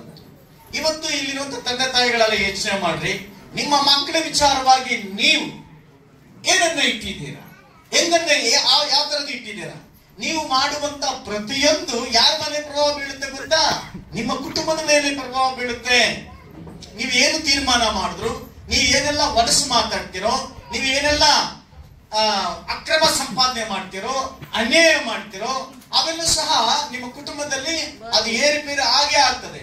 ಅದು ಒಳ್ಳೇದು ಮಾಡಿದೆ ಆದ್ರೆ ನಿಮ್ಮ ಕುಟುಂಬದಲ್ಲಿ ಅದು ಒಳ್ಳೇದು ನಿಂತೇ ನಿಲ್ಲುತ್ತೆ. Amen, amen. ಅನೇಕ ಜನ ಹೇಳ್ತಾರೆ, ನಿಮ್ಮಪ್ಪ ನಿಮ್ಮಮ್ಮ ಏನಿಟ್ಟಿದ್ದಾರೆ ನಿನಗೆ ಅಂತ. ನಿಮ್ಮಪ್ಪ ನಿಮ್ಮಮ್ಮ ಏನಿಟ್ಟಿದ್ದಾರೆ ಅಂದ ತಕ್ಷಣ ನೀನು ಹಣವನ್ನು ಜಮೀನನ್ನು ಲೆಕ್ಕ ಇಡಬೇಡ. ದೇವರ ಆಶೀರ್ವಾದ, ಪರಿಶುದ್ಧತೆ, ದೇವರ ದೈವತ್ವ, ದೇವರ ಕಾರ್ಯಗಳು, ದೇವರಿಗಾಗಿ ತ್ಯಾಗವಾಗಿದ್ದಂತಹ ಗುಣಲಕ್ಷಣಗಳು. Amen, amen. ಮನೆಯಲ್ಲಿ ನಿಮ್ಮ ಕುರಿತಾಗಿ ಮಾತಾಡ್ಕೋಬೇಕು. ಇಂಥವರಿಂದ ನಾನು ಆಶೀರ್ವಾದ ಹೊಂದ್ಕೊಂಡೆ, ಇಂಥವರಿಂದ ನಾನು ಹೊಟ್ಟೆ ತುಂಬಿತು, ಇಂಥವರಿಂದ ನನಗೆ ಈ ದುಃಖ ಹೋಯಿತು, ಇಂಥವರಿಂದ ನಾನು ಸಹಾಯ ಹೊಂದ್ಕೊಂಡೆ ಅಂತ ಹೇಳ್ಕೊಳ್ಳೋ ಮಟ್ಟಿಗೆ ಇರಬೇಕು. ಆಮೆನ್. ಆದ್ರೆ ಕೆಲವರು ದಾನ ಧರ್ಮ ಮಾಡುವುದು ಹೊಗಳಿಕೊಳ್ಳಕ್ಕೆ ಅಲ್ಲ, ಹೊಗಳಿಕೊಳ್ಳು ಮಾಡಬಾರ್ದು. ಬಲಗೈ ಕೊಟ್ಟಿದ್ದು ಎಡಗೈಗೆ ಗೊತ್ತಾಗದ ರೀತಿಯಲ್ಲಿ ನಾವು ಇರಬೇಕು. ಅದು ದೇವರ ರಾಜ್ಯದಲ್ಲಿ, ದೇವರ ಪರಲೋಕ ರಾಜ್ಯದಲ್ಲಿ ಸೇರಲ್ಪಟ್ಟಿರ್ತದೆ, ಅದು ಮಹಿಮೆ ಆಗಿರ್ತದೆ. ಇಲ್ಲೇ ಜನ ನಿಮ್ಮನ್ನ ಹೊಗಳಿಬಿಟ್ರೆ, ನೀವು ಮಾಡಿದ್ದೆಲ್ಲ ಹೊಗಳ್ಕೊಂಡ್ಬಿಟ್ರೆ, ನೀನೇ ಹೊಗಳ್ಕೊಂಡ್ರೆ ಮತ್ತೆ ಹೊಗಳಿದ್ರೆ ಪರಲೋಕ ರಾಜ್ಯದಲ್ಲಿ ಏನೂ ಇರೋದಿಲ್ಲ. Hallelujah, praise the Lord. ದೇವರಿಗೆ ಸ್ತೋತ್ರವಾಗಲಿ. ಗಮನಿಸಿರಿ, ಮತ್ತೊಂದು ಸಾರಿ ಜ್ಞಾಪಕದಲ್ಲಿ ಇಟ್ಕೊಳ್ರಿ, ನಿಮ್ಮ ಮಕ್ಕಳಿಗೆ ನೀವೇನಿಟ್ಟಿದ್ದೀರಾ? ಅವಮಾನ, ನಷ್ಟ, ಶಾಪನ ಅಥವಾ ಆಶೀರ್ವಾದ, ಒಳ್ಳೆ ಜೀವಿತ, ಪರಲೋಕ ಮಾರ್ಗನ? ನಾನು ಹೇಳಿದ ನಿಮ್ಗೆ ಅರ್ಥ ಆಗುತ್ತಾ? ನಿಮ್ಮ ಮಕ್ಕಳಿಗೆ ನೀವು ಏನು ಕೂಡಿಟ್ಟಿದ್ದೀರಾ? ಪಾಪನ, ಆಶೀರ್ವಾದನ? ಆಶೀರ್ವಾದ ಅಂತ ಹೇಳಿದ ತಕ್ಷಣ ನೀವು ಬಾಯಲ್ಲಿ ಹೇಳೋದ? ಜೀವಿತದಲ್ಲಿ ಇರಬೇಕು, ನಮ್ಮ ಜೀವಿತದಲ್ಲಿ ಇರಬೇಕು. ಆಮೆನ್. ಆ ಜೀವಿತ ನಿಮ್ಮ ಮಕ್ಕಳಿಗೆ ಆಶೀರ್ವಾದಕರವಾಗಿರುತ್ತದೆ. Hallelujah, praise the Lord. ಇಲ್ಲಿ ಅಬ್ರಹಾಮನ ಆಶೀರ್ವಾದ ತನ್ನ ಮಗನಿಗೆ ಹೋಗಿದ್ದನ್ನು ನಾವು ನೋಡುತ್ತೇವೆ. ಅದೇ ರೀತಿಯಾಗಿ ತಂದೆ ತಾಯಿ ಮಾಡಿದ ಶಾಪಗಳು, ಪಾಪಗಳು ತನ್ನ ಮಕ್ಕಳಿಗೆ ಹೋಗ್ತಂತ ಧರ್ಮೋಪದೇಶ ಕಂಡಲು ಕೂಡ, ಯಾಜಕಂಡಲು ಕೂಡ ಹೇಳಲ್ಪಟ್ಟಿದೆ. ಆಮೆನ್. ಇವತ್ತು ನೀವು ತೀರ್ಮಾನ ಮಾಡ್ರಿ, ನಿಮ್ಮ ಮಕ್ಕಳನ್ನ ಒಳ್ಳೆ ಭವಿಷ್ಯದಲ್ಲಿ ಚೆನ್ನಾಗಿರ್ಬೇಕು ಅಂತ ಆಸೆ ಪಡುವಂತ ನೀನು ಬದಲಾವಣೆ ಆದ್ರೆ ನಿಮ್ಮ ಮಕ್ಕಳ ಜೀವಿತದಲ್ಲಿ ದೊಡ್ಡ ಆಶೀರ್ವಾದ ದೇವರು ಬಾಗಿಲು ತೆಗಿತಾರೆ. Hallelujah, hallelujah, praise the Lord. ದೇವರಿಗೆ ಸ್ತೋತ್ರ ಸ್ತೋತ್ರವಾಗಲಿ. ಗಮನಿಸ್ರಿ, ನಮಗೆ ಅಭಿವೃದ್ಧಿ ಕಡೆ ನಡೆಸುವಂತಹ ಕಾರ್ಯಗಳು ಇರಬೇಕಂದ್ರೆ ದೇವರು ನಮ್ಮ ಒಳಗಡೆ ಇರಬೇಕು. ಆದಿಕಾಂಡ 30ನೇ 27ನೇ ವಾಕ್ಯದಲ್ಲಿ ನೋಡಿದ್ದಾದ್ರೆ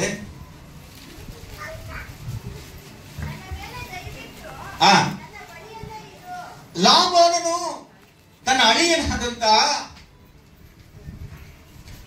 ಹೋದ್ರಿ, ನಾನು ನಿನಗೆ ಮಾಡಿದ ಸೇವೆ ನಿನಗೆ ತಿಳಿಯದೆ ಅದೇ ಎಂದು ಹೇಳಲು ಲಾಬಾನನು ಅವನಿಗೆ, ನನ್ನ ಮೇಲೆ ದಯವಿಟ್ಟು ನನ್ನ ಬಳಿಯಲ್ಲೇ ಇರು, ನನ್ನ ಬಳಿಯಲ್ಲೇ ಇರು.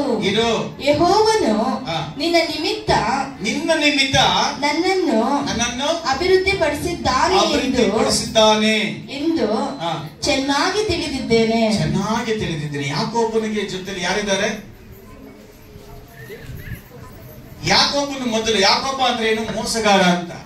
ಯಾವಾಗ ತನ್ನ ಮೋಸವನ್ನ ಬಿಟ್ಟೋ, ಯಾವಾಗ ತನ್ನ ಪಾಪವನ್ನ ಬಿಟ್ಟೋ, ಅವನ ಜೀವಿತದಲ್ಲಿ ದೇವರು ನಿಂತಿದ್ದನ್ನು ನಾವು ನೋಡ್ತೇವೆ. ಆಮೆನ್. ಯಾರು?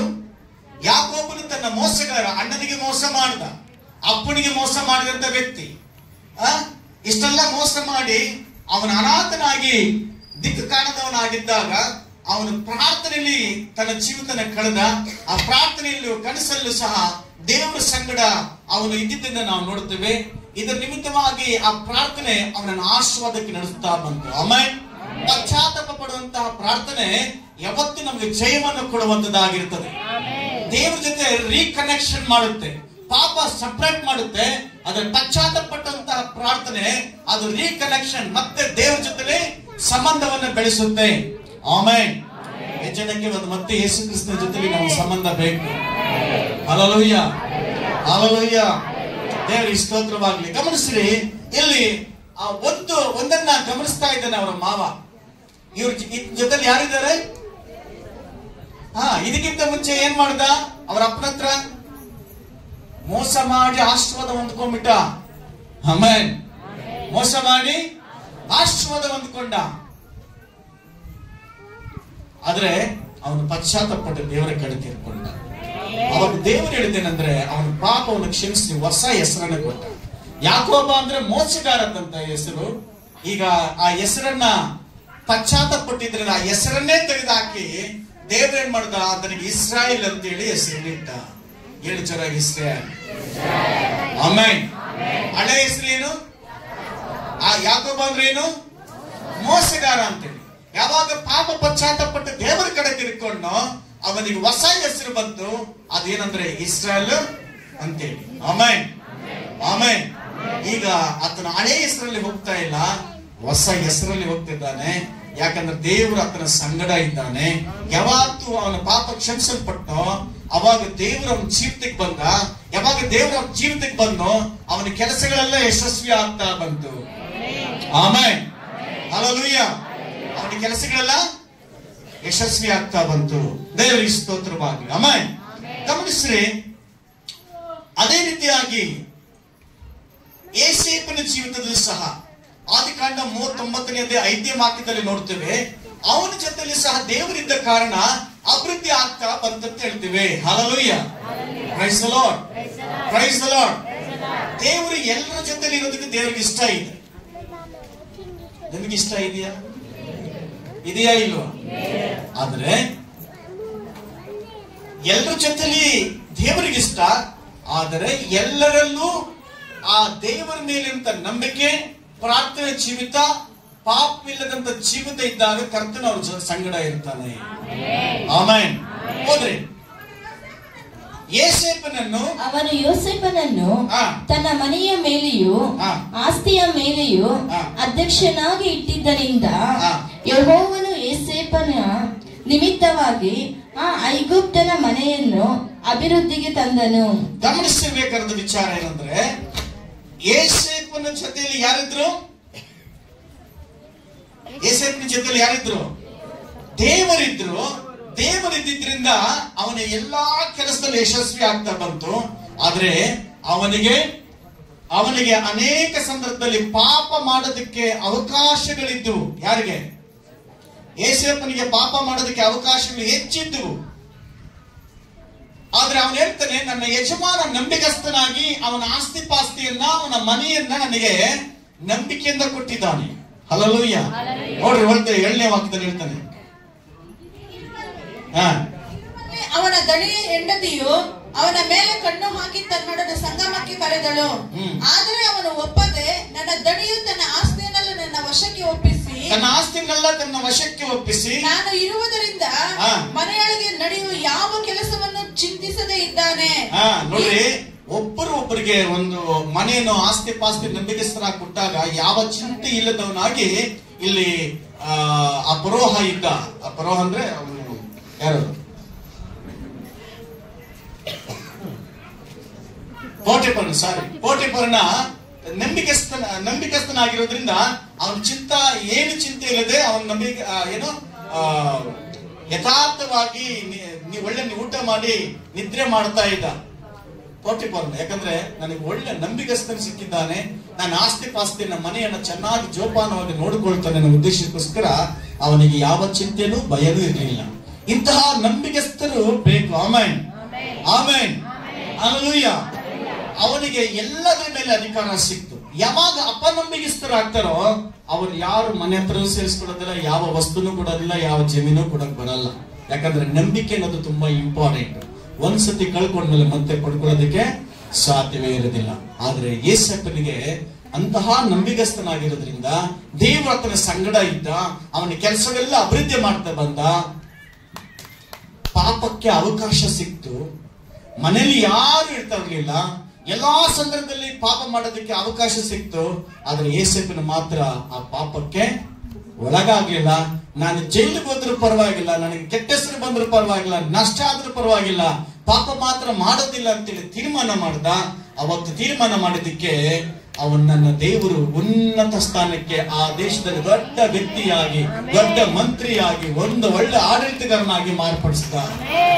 Amen, amen, hallelujah, hallelujah, praise the Lord. ಗಮನಿಸಿ, ಅವನು ನಂಬಿಕಸ್ಥನಾಗಿದ್ದ, ಅಬ್ರಹಾಮನ ನಂಬಿಕಸ್ಥನಾಗಿದ್ದ. Amen, amen. ನಾವು ನಂಬಿಕಸ್ಥರಾಗಿರ್ಬೇಕು. ಏನಾಗಿರ್ಬೇಕು? ನಂಬಿಕಸ್ಥರಾಗಿರ್ಬೇಕು. ದೇವರಿಗೆ ಸ್ತೋತ್ರವಾಗಲಿ, ಹಲ್ಲೆಲೂಯಾ. ಗಮನಿಸ್ರಿ, ಅಷ್ಟು ಮಾತ್ರವಲ್ಲ, ಅವನು ಪರಿಶುದ್ಧನಾಗಿದ್ದ. ಯಾರು? ಯೇಸಪ್ಪನು ಪರಿಶುದ್ಧನಾಗಿದ್ದ. ಆ ಪರಿಶುದ್ಧತೆ ಅವನ ಗುಣಲಕ್ಷಣ, ಅವನ ಜೀವಿತವನ್ನ ಮೇಲೆ ಲಿಫ್ಟ್ ಮಾಡೋದಕ್ಕೆ ಸಾಧ್ಯವಾಯಿತು. ಪರಿಶುದ್ಧತೆ ಅನ್ನೋದು ತುಂಬಾ ಇಂಪಾರ್ಟೆಂಟ್. ಪರಿಶುದ್ಧತೆ ಇಲ್ಲದೆ ದೇವರನ್ನು ಮೆಚ್ಚಿಸೋದು ಅಸಾಧ್ಯ. ನಂಬಿಕೆ ಇಲ್ಲಂದ್ರೂ ಸಹ ದೇವರನ್ನ ಮೆಚ್ಚಿಸೋದಕ್ಕೆ ಅಸಾಧ್ಯ. ಪರಿಶುದ್ಧತೆ ಇಲ್ಲಾಂದ್ರೂ ದೇವರನ್ನ ಮೆಚ್ಚಿಸೋದಕ್ಕೆ ಅಸಾಧ್ಯವಾಗಿರುತ್ತದೆ. ದೇವರ ಪ್ರೀತಿಯ ದೇವಜನರೇ, ದೇವರಿಗೆ ತುಂಬಾ ಒಂದು ಒಳ್ಳೆ ಹೆಸರು ಏನಂದ್ರೆ ಆತನ ಪರಿಶುದ್ಧನು, ಪರಿಶುದ್ಧನು, ಪರಿಶುದ್ಧನು, ಪರಿಶುದ್ಧನಾಗಿದ್ದಾನೆ. ಆಮೆನ್. ಇನ್ಯಾರಿಗೂ ಹೇಳಕ್ ಸಾಧ್ಯವೇ ಇಲ್ಲ, ಯೇಸು ಸ್ವಾಮಿ ಒಬ್ಬರಿಗೆ ಬಿಟ್ಟರೆ. ಈ ಪ್ರಪಂಚದಲ್ಲಿ ಯೇಸು ಕ್ರಿಸ್ತನು ಒಬ್ಬನು ಮಾತ್ರ ಶಾಂತಿ ಪ್ರಿಯನು, ಆತನು ಪರಿಶುದ್ಧನು, ನೀತಿವಂತನು, ಸರ್ವಶಕ್ತನು, ಎಲ್ಲಾ ಜಾಗದಲ್ಲಿ ಎಲ್ಲಾ ಸಮಯದಲ್ಲಿ ವಾಸ ಮಾಡುವಂತವನು ಆಗಿದ್ದಾನೆ. Amen, amen, hallelujah, praise the Lord. ಪ್ರಾರ್ಥನೆ ನಮ್ಮ ಜೀವಿತದಲ್ಲಿ ಇರಬೇಕು. ಎರಡನೇದಾಗಿ ನಂಬಿಕೆ ಇರಬೇಕು. ಮೂರನೇದಾಗಿ ಪರಿಶುದ್ಧತೆಯೇ ಇರಬೇಕು. ಪರಿಶುದ್ಧತೆ ಇಲ್ಲದೆ ದೇವರನ್ನು ಮೆಚ್ಚೋದಕ್ಕೆ ಸಾಧ್ಯವಿಲ್ಲ. ಇಬ್ರಿಯ ಪತ್ರಿಕೆ 11:6 ಪ್ರಕಾರ ನಂಬಿಕೆ ಇಲ್ಲ ದೇವರನ್ನ ಮೆಚ್ಚೋದಕ್ಕೆ ಅಸಾಧ್ಯ ಸಹ ಕೂಡ ವಾಕ್ಯ ಹೇಳಲ್ಪಟ್ಟಿದೆ. ಇದು ಪರಿಶುದ್ಧತೆ ಮತ್ತು ನಂಬಿಕೆ ನಮ್ಮ ಜೀವಿತದಲ್ಲಿ ಯಾವತ್ತಿಗೂ ಚೇಂಜ್ ಆಗಬಾರ್ದು. ಯಾವತ್ತಿಗೂ ಅದು ಪಿಲ್ಲರ್ ಆಗಿ ನಿಂತಿರಬೇಕು. Amen, amen, praise the Lord. ನೀವು ನಿಂತ್ಕೊಂಡಿದ್ದೀರಿ ಅಂದ್ರೆ ನಿಮಗೆ ಏನಿದೆ? ಕಾಲ್ ಮೇಲೆ ನಿಂತ್ಕೊಂಡಿದ್ರೆ ಕೈ ಮೇಲೆ ನಿಂತ್ಕೊಳ್ತೀರಾ? ಕಾಲ್ ಮೇಲೆ. ಕಾಲು, ಒಂದು ಕಾಲು ಇಲ್ಲ ಅಂದ್ರೆ ಏನಾಗುತ್ತೆ? ನಿಂತ್ಕೊಳ್ಳಕ್ ಆಗಲ್ಲ, ಇಂಬ್ಯಾಲೆನ್ಸ್ ಆಗುತ್ತೆ. ಅದೇ ರೀತಿಯಾಗಿ ನಂಬಿಕೆ ಮತ್ತು ಪರಿಶುದ್ಧತೆ ನಮ್ಮ ಜೀವಿತದಲ್ಲಿ ಇಲ್ಲ ಅಂದ್ರೆ ನಮ್ಮ ಕುಟುಂಬವಾಗಲಿ ನಮ್ಮ ಜೀವಿತವಾಗಲಿ ನಿಲ್ಲೋದಕ್ಕೆ ಸಾಧ್ಯವಿಲ್ಲ. ನಂಬಿಕೆನೇ ಇರಬೇಕು, ಪರಿಶುದ್ಧತೆನೇ ಇರಬೇಕು. ದೇವರಿಗೆ ಯಾವ್ದು ಬೇಕು? ಏನಿರ್ಬೇಕು? ನಂಬಿಕೆ, ಪರಿಶುದ್ಧತೆ. ಈ ಎರಡು ನೀವು ಆಶೀರ್ವಾದ ನಿಧಿಯಾಗಿ ಮಾಡೋದಕ್ಕೆ, ನೀವು ನಿಮ್ಮ ಮಕ್ಕಳು ಆಶೀರ್ವಾದಕರವಾಗಿರೋದಕ್ಕೆ ಈ ಎರಡು ತುಂಬಾ ಮುಖ್ಯವಾಗಿ ಬೇಕಾಗ್ತದೆ. Hallelujah, hallelujah. ಆಚೆ ಕಡೆ ನೋಡಿ ಹೇಳ್ರಿ, ಯಾವ್ದು ಬೇಕು? ಯಾವುದು? ನಂಬಿಕೆ ಮತ್ತು ಪರಿಶುದ್ಧತೆ. ಆ ಎರಡು ನಮ್ಮ ಜೀವಿತದಲ್ಲಿ ಬೇಕು. ಆ ನಂಬಿಕೆ, ಪರಿಶುದ್ಧತೆ ಯಾವ ವ್ಯಕ್ತಿಯಲ್ಲಿ, ಯಾವ ಕುಟುಂಬದಲ್ಲಿ ಇರ್ತೀರೋ ಅದು ಯಶಸ್ವಿ ಕಡೆ ಹೋಗ್ತದೆ. ಕಷ್ಟ ಬರಬಹುದು, ನಷ್ಟ ಬರಬಹುದು, ಆದ್ರೆ ನಿಮಗೆ ಯಾವತ್ತಿಗೂ ಕೈ ಬಿಡೋ ಮಟ್ಟಕ್ಕೆ ದೇವರು ಇರೋದೇ ಅಲ್ಲ. ನಿಮ್ಮನ್ನ ನಿಮ್ಮ ಶತ್ರುಗಳ ಮುಂದುಗಡೆ ದೊಡ್ಡದಾಗಿ ದೇವರು ನಿಲ್ಲಿಸ್ತಾರೆ. Hallelujah, praise the Lord. 2 ವಾರ 3 ವಾರ ಮುಂಚಿತವಾಗಿ ಪ್ರಸಂಗದಲ್ಲಿ ನಿಮ್ಗೆ ಹೇಳಿದೆ, ನಿಮ್ಮ ಶತ್ರುಗಳು ನಿಮಗೆ ವಿರುದ್ಧವಾಗಿ ನಿಂತುಕೊಳ್ಳುವಾಗ ನಿಮ್ಮ ಮನಸ್ಸು ತುಂಬಾ ನೋವು ಪಡ್ತಾ ಇರ್ತದೆ. ಹಲ್ಲೆಲೂಯಾ. ಆದ್ರೆ ದೇವರು ಹೇಳ್ತಾನೆ, ನಾನು ನಿನ್ನನ್ನ 2 ಆಪ್ಷನ್ಸ್ ಕೊಡ್ತಾನೆ. ಒಂದು, ನಿಮ್ಮ ಶತ್ರುಗಳನ್ನ ನಾಶ ಮಾಡಬೇಕಾ, ಅಥವಾ ನಿಮ್ಮ ಶತ್ರುಗಳ ಮುಂದ್ಗಡೆ ನಿಮ್ಮನ್ನ ಮೇಲಕ್ಕೆ ತರಬೇಕಾ? ಯಾವ ಶತ್ರು ನಿಮ್ಮನ್ನ ಯಾಳಿಸ್ನೋ, ಯಾವ ಶತ್ರು ನಿಮ್ಮನ್ನ ಕೆಂಗಣ್ಣಿನ ನೋಡಿದ್ನೋ, ಒಂದು ವಾರ ಗಣ್ಣಲ್ಲಿ ನೋಡಿದ್ನೋ, ಒಂಥರ ಉಗಿದು ನೋಡ್ಕೊಂಡು ಹೋಗ್ತಿದ್ರು, ಕೇರ್ಲೆಸ್ ಆಗಿ ನೋಡ್ತಿದ್ರು, ಅದೇ ಕಣ್ಣುಗಳ ಮುಂದ್ಗಡೆ ನೀವು ಎದ್ದು ಬೆಳೆದು ನಿಂತಿದ್ದು ಆ ಜನಗಳು ನೋಡ್ಬೇಕು. ಹಲ್ಲೆಲೂಯಾ. ಒಂದು ವೇಳೆ ನಿನ್ನ ಶತ್ರು ಸತ್ತಾಗ್ಬಿಟ್ರೆ ನೀನು ಬೆಳವಣಿಗೆ ಆಗಿದ್ದು ನೋಡೋದು ಯಾರು? ಏನು ಇಲ್ಲ. ನಾವು ಸಾವನ್ನ ಎದುರು ನೋಡಬಾರ್ದು, ಕೆಟ್ಟದನ್ನ ಬಯಸಬಾರ್ದು ಅವ್ರಿಗೆ. ಆದ್ರೆ ಒಂದು ಏನಂದ್ರೆ, ದೇವರೇ ನನ್ನ ಶತ್ರು ಮುಂದೆ ನನ್ನ ಉನ್ನತ ಸ್ಥಾನ ಅಭಿವೃದ್ಧಿಗೆ ಮಾಡಪ್ಪ. ಹಲ್ಲೆಲೂಯಾ. ನನ್ನ ನೋಡಿ ನನ್ನ ಶತ್ರು ತಲೆ ಬಗ್ಸ್ಕೊಂಡು ಹೋಗ್ಬೇಕು. Hallelujah, praise the Lord. ಇದಕ್ಕೆ ಒಂದೇ ಕಾರಣ ಏನಂದ್ರೆ, ನಿನ್ನ ಶತ್ರುನ ನೀನು ಕ್ಷಮಿಸಿದ್ರೆ ಮಾತ್ರ ನೀನು ದೇವರ ಮಗ ಆಗ್ತೀಯ. ಯಾವಾಗ ದೇವರ ಮಗ ಆಗ್ತೀಯ, ನೀನು ದೇವರ ರಾಜ್ಯಕ್ಕೆ ಬರ್ತೀಯ. ಯಾವಾಗ ದೇವರ ರಾಜ್ಯಕ್ಕೆ ಬರ್ತೀಯ, ದೇವರು ನಿನ್ನ ಮೇಲೆ ತರ್ತಾನೆ. ನಿನ್ನ ಶತ್ರುಗಳು ನಿನ್ನ ನೋಡಿ ಆಶ್ಚರ್ಯ ಪಡುತ್ತಾರೆ. ಆಶ್ಚರ್ಯ ಪಡೋ ಮಟ್ಟಿಗೆ ದೇವರು ನಿಮ್ಮನ್ನ ಮೇಲೆ ತರ್ತಾರೆ. Hallelujah, amen, amen. ದೇವರಿಗೆ ಸ್ತೋತ್ರವಾಗಲಿ. ಈಗ ಗಮನಿಸಿರಿ, 2 ಇಂಪಾರ್ಟೆಂಟ್. ಒಂದೇನು? ನಂಬಿಕೆ. ಎರಡನೇದಾಗಿ ಪರಿಶುದ್ಧತೆ. ಮನುಷ್ಯನಿಗೆ 2 ಕಾಲು ಎಷ್ಟು ಇಂಪಾರ್ಟೆಂಟ್, ಒಂದು ಟ್ರೈನಿಗೆ 2 ಟ್ರ್ಯಾಕ್ ಎಷ್ಟು ಇಂಪಾರ್ಟೆಂಟ್, ಅದೇ ರೀತಿಯಾಗಿ ಮನುಷ್ಯನಿಗೆ ನಂಬಿಕೆ ಮತ್ತು ಪರಿಶುದ್ಧತೆ ತುಂಬಾ ಇಂಪಾರ್ಟೆಂಟ್. ನಾಟಕ ಜೀವನ ಯಾವತ್ತಿಗೂ ಇರೋದಿಲ್ಲ. ನಾಟಕ ಜೀವನ ಒಂದಲ್ಲ ಒಂದು ದಿವಸ ಕಳಿಸಿ ಬಿಡುತ್ತೆ. ನಾಟಕ ಜೀವನ ಅಲ್ಲೊಂದು ಮಾತು, ಇಲ್ಲೊಂದು ಮಾತು. ನಾನು ನೀತಿವಂತನು, ನಾನು ನೀತಿವಂತನು ಅಂತೇಳಿ ನೀನು ಹೇಳ್ಕೊಳ್ಳೋದಲ್ಲ. ನೀನು ಪರವಾಗಿ ಕರ್ತನೆ ಹೇಳಬೇಕು, ನೀನು ಪರವಾಗಿ ಜನ ಹೇಳಬೇಕು. ಆಮೆನ್. ಅನೇಕರ ಕಣ್ಣುಗಳನ್ನ ನೀನು ಮುಚ್ಚಬಹುದು. ಅನೇಕ ಮಾತುಗಳು ಬರ್ತಾವಂತೇಳಿ ನಿನ್ನ ಮಾತುಗಳಿಂದ ನಂಬಿಕಸ್ಥರಂತರ ನಾಟಕ ಮಾಡಿ ನಂಬಿಸಿ ಏನಾದ್ರೂ ಮಾಡಿ ನೀತಿವಂತರಿಗೆ ತೋರಿಸ್ತಾ ಬರ್ಬೋದು. ಆದ್ರೆ ಹೃದಯಗಳನ್ನು ಪರಿಶೋಧಿಸಿದವರ ಮುಂದ್ಗಡೆ ನಾವು ತಲೆ ತಗ್ಗಿಸಲೇಬೇಕಾಗ್ತದೆ. Hallelujah, hallelujah. ನಾವು ದೇವರಿಗೆ ಭಯಪಡಬೇಕು. ಯಾರಿಗೆ? ದೇವರಿಗೆ ಭಯಪಡಬೇಕು. ದೇವರು ಭಯಪಟ್ಟರೆ ಮಾತ್ರ ಆ ರೀತಿಯಾಗಿ ಇರೋದಕ್ಕೆ ಸಾಧ್ಯವಾಗ್ತದೆ. ಹಲ್ಲೆಲೂಯಾ. ಮೊದಲನೇ ಗಮನಿಸ್ರಿ, ಅಬ್ರಹಾಮನ ನಂಬಿಕೆ ನಮ್ಮ ನಂಬಿಕೆ ಆಗಿರ್ಬೇಕು. ಅಬ್ರಹಾಮನ ನಂಬಿಕೆ ಎಂತದಾಗಿತ್ತು? ತನ್ನ ಮಗನನ್ನು ಕೊಡೋಕ್ಕೂ ರೆಡಿ ಆಗಿದ್ದ, ಒಣಗಾಗಲಿಲ್ಲ. ಮತ್ತೆ ಅವನ ಆಶೀರ್ವಾದಕರವಾಗಿದ್ದ. ಹೆಂಗ ಆಶೀರ್ವಾದಕರವಾಗಿದ್ದ? ಅವ್ರ ಮಕ್ಕಳಿಗೆ ಆಶೀರ್ವಾದ ಬಂತು, ಅವ್ರ ಮೊಮ್ಮಕ್ಕಳಿಗೆ ಆಶೀರ್ವಾದ ಬಂತು. ಇಲ್ಲಿವರೆಗೂ ಆಶೀರ್ವಾದ ಬಂದಿದ್ದ ಆತಂದೇ ಆಗಿದ್ದಾವೆ. Amen, amen. ಈ ಸಾಕಿನ ಆಶೀರ್ವಾದ ಬಂದಿದ್ದ ಎಲ್ಲಿಂದ? ಅವರ ಅಪ್ಪನ ನಿಮಿತ್ತವಾಗಿ ಆತನಿಗೆ ಮಗನಿಗೆ ಆಶೀರ್ವಾದ ಬಂತು. ಇವತ್ತು ಫ್ಯಾಮಿಲೀಸ್, ತಂದೆ ತಾಯಿಗಳು ತುಂಬಾ ಇಂಪಾರ್ಟೆಂಟ್, ಚೆನ್ನಾಗಿ ಅರ್ಥ ಮಾಡ್ಕೋಬೇಕು. ಪದೇ ಪದೇ ಯಾಕೆ ಒತ್ತಾಯ ಮಾಡ್ತೀನಿ ಅಂದ್ರೆ, ನೀವು ಮಾಡಿದಂತಹ ಪಾಪಗಳು, ನೀವು ಮಾಡಿದಂತಹ ಒಳ್ಳೆ ಕಾರ್ಯಗಳು, ಒಳ್ಳೇದು ಮಾಡಿದ್ರೆ ಒಳ್ಳೇದು ಬರ್ತದೆ, ಕೆಟ್ಟದ್ದು ಮಾಡಿದ್ರೆ ಕೆಟ್ಟದ್ದು ಬರುತ್ತೆ. ಆಮೆನ್. ಹೆಣ್ಣಾಗ್ಲಿ ಗಂಡಾಗ್ಲಿ, ನೀವು ತಂದೆ ತಾಯಿಗಳಾದಂತವರು ನಿಮ್ಮ ಮಕ್ಕಳಿಗೆ ಒಳ್ಳೆದನ್ನೇ ಇರಬೇಕಂದ್ರೆ ನೀನು ಪರಿವರ್ತನೆ ಆಗಬೇಕು.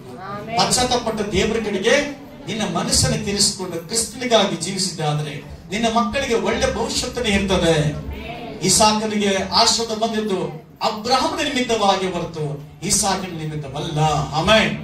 ಇವತ್ತು ಅನೇಕ ಮಕ್ಕಳಿಗೆ ಆಶೀರ್ವಾದ ಕಳ್ಕೊಳ್ತಾರದು ಏನಕ್ಕೆ ಅಂದ್ರೆ, ತಂದೆ ತಾಯಿ ಮಾಡಿದಂತ ಪಾಪದ ನಿಮಿತ್ತವಾಗಿ ಮಕ್ಕಳು ಶಾಪಗ್ರಸ್ತರಾಗ್ತಿದ್ದಾರೆ, ಮಕ್ಕಳು ಆಶೀರ್ವಾದ ಕಳ್ಕೊಳ್ತಿದ್ದಾರೆ, ಮಕ್ಕಳು ಅಲ್ಪ ಆಯುಷ್ಯಕ್ಕೆ ಬರ್ತಿದ್ದಾರೆ, ಮತ್ತೆ ಮಕ್ಕಳು ಒಂದು ತಲೆಯಾಗಿ ನಿಲ್ತಾ ಇಲ್ಲ, ಭಾರವಾಗಿರ್ತಾರೆ, ಸಮಾಜಕ್ಕೆ ಕಂಟಕರಾಗ್ತಾ ಇದ್ದಾರೆ. ಕಾರಣ ಏನಂದ್ರೆ ತಂದೆ ತಾಯಿ ಮಾಡಿದಂತ ಪಾಪ. ಈಗ ಏನ್ ಮಾಡ್ಬೇಕು? ಏನು ಮಾಡಂಗಿಲ್ಲ. ಅದಕ್ಕೆ ಪರಿಹಾರ ಒಂದೇ, ದೇವರೇ ನನ್ನ ಪಾಪವನ್ನು ಕ್ಷಮಿಸು, ನಾನು ಮಾಡಿದ ಪಾಪ ನನ್ನ ಮಕ್ಕಳ ಮೇಲೆ ಬರದ ಹಾಗೆ ಕಾಪಾಡಪ್ಪ. ಯೇಸುವೆ, ಶಿಲುಬೆಯಲ್ಲಿ ಅದನ್ನ ಎಲ್ಲ ಶುದ್ಧೀಕರಣ ಮಾಡಿ ನಾನು ಮಾಡಿದಂತ ತಪ್ಪುಗಳಾಗ್ಲಿ ಪಾಪಗಳಾಗ್ಲಿ ನನ್ನ ಮಕ್ಕಳಿಗಾಗ್ಲಿ ಮೊಮ್ಮಕ್ಕಳಿಗಾಗ್ಲಿ ಬರಬಾರದು.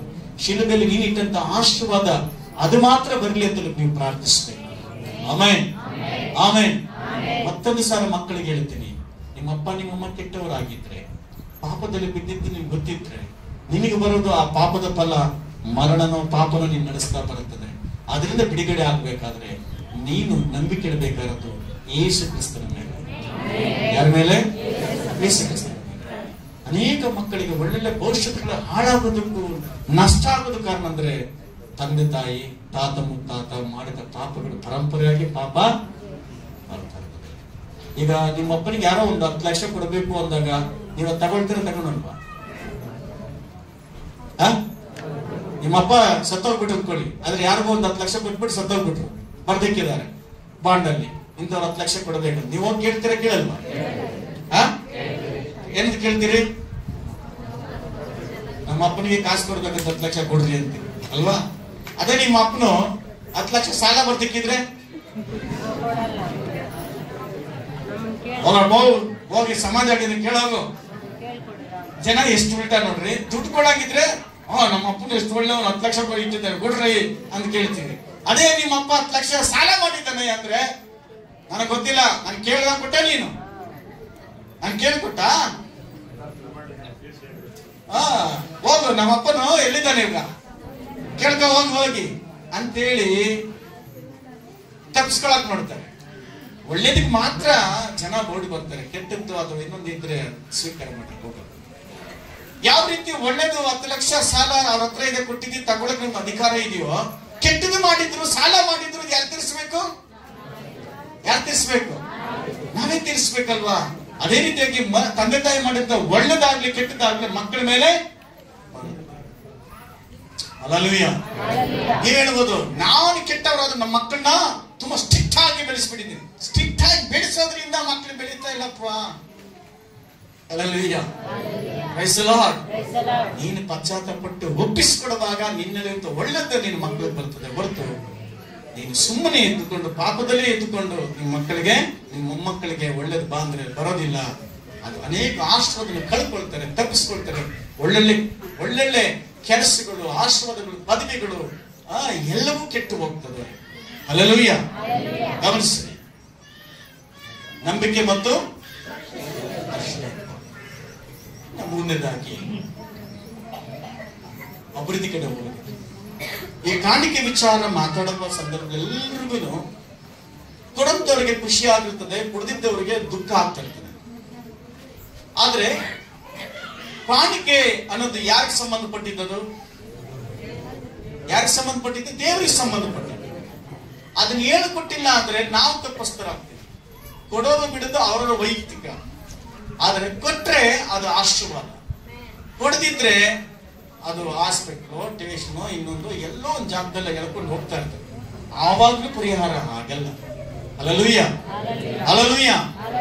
ಮಲಾಕಿ ಬರೆದ 3ನೇ 10ನೇ ವಾಕ್ಯದಲ್ಲಿ ದೇವರು ಹೇಳಿದಂತ ಮಾತು ಏನಂತೇಳಿ, ನನ್ನ ಆಲಯವು ಆಹಾರ ಶೂನ್ಯವಾಗದಂತೆ ನೀವು ದಶಮಾಂಶ ಯಾವತ್ತು ನಮ್ಮ ಸಭೆಗೆ ಬರಬೇಕಾದ್ರೆ ಬರಿಗೈಲಿ ಬರಬೇಡಪ್ಪ. ನೀನು ಯಾವತ್ತು ನಿನ್ನ ಸಭೆಗೆ ಬರಬೇಕಾದ್ರೆ ಆಹಾರ ಶೂನ್ಯವಾಗದಂತೆ ದಶಮಾಂಶವನ್ನು ಯಾವತ್ತು ಭಂಡಾರಕ್ಕೆ ತೆಗೆದುಕೊಂಡು ಬನ್ರಿ.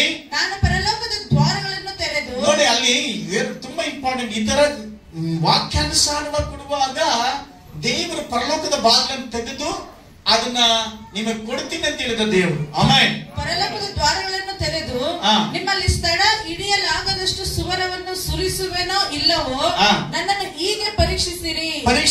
ಹಾಗಾದ್ರೆ ದೇವರು ಈ ರೀತಿಯಾಗಿ ಕೊಡ್ತೀನಿ ಅಂತ ಹೇಳಿದವರು ನಮ್ಮ ಮನೆಯಲ್ಲಿ ನಾವು ಕಾಣಿಕೆ ಕೊಡ್ತಾ ಇದ್ದೀವಿ. ಮನೆಗೆ ಬಂದ ಕಾಣಿಕೆ ಕೊಡ್ತೇವೆ, ಸಭೆ ಕಟ್ಟೆ ಕಾಸು ಕೊಟ್ಟಿದ್ದೇವೆ, ಪ್ರೋಗ್ರಾಮ್ ಅಂದ್ರೆ ಕಾಸು ಕೊಡ್ತೇವೆ. ಇಷ್ಟು ಕೊಟ್ಟು ನಮ್ಮನೇಲಿ ಯಾಕೆ ಕಷ್ಟ, ನಮ್ಮನೇಲಿ ಯಾಕೆ ಸಮಸ್ಯೆ ಅಂತ ಅನೇಕರಲ್ಲಿದೆ. ಹಲ್ಲೆಲೂಯಾ. ಮೊದಲದಾಗಿ ಗಮನಿಸಬೇಕಾದೇನೆಂದ್ರೆ, ನಿನ್ನ ಕಾಣಿಕೆ ದೇವರು ಮೆಚ್ಚಿದ್ದಾನ ಇಲ್ಲವನ್ನೋದ್ರ ಮೇಲೆ ಆಧಾರವಾಗಿರ್ತದೆ. ಆಮೇಲೆ ನಮಗೆ ಇಲ್ಲಿ ವಾಕ್ಯಾನುಸಾರವಾಗಿ ನಾವೆಲ್ಲ ಏನ್ ಮಾಡಿದ್ದೇವೆ? ಸುಮಾರು ಜನ ಕಾಣಿಕೆನೆ ಕೊಡಿ. ಕೆಲವರು ಇಲ್ವೇ ಇಲ್ಲ, ತಂಡಿಗೆ ಹೋಗಲ್ಲ.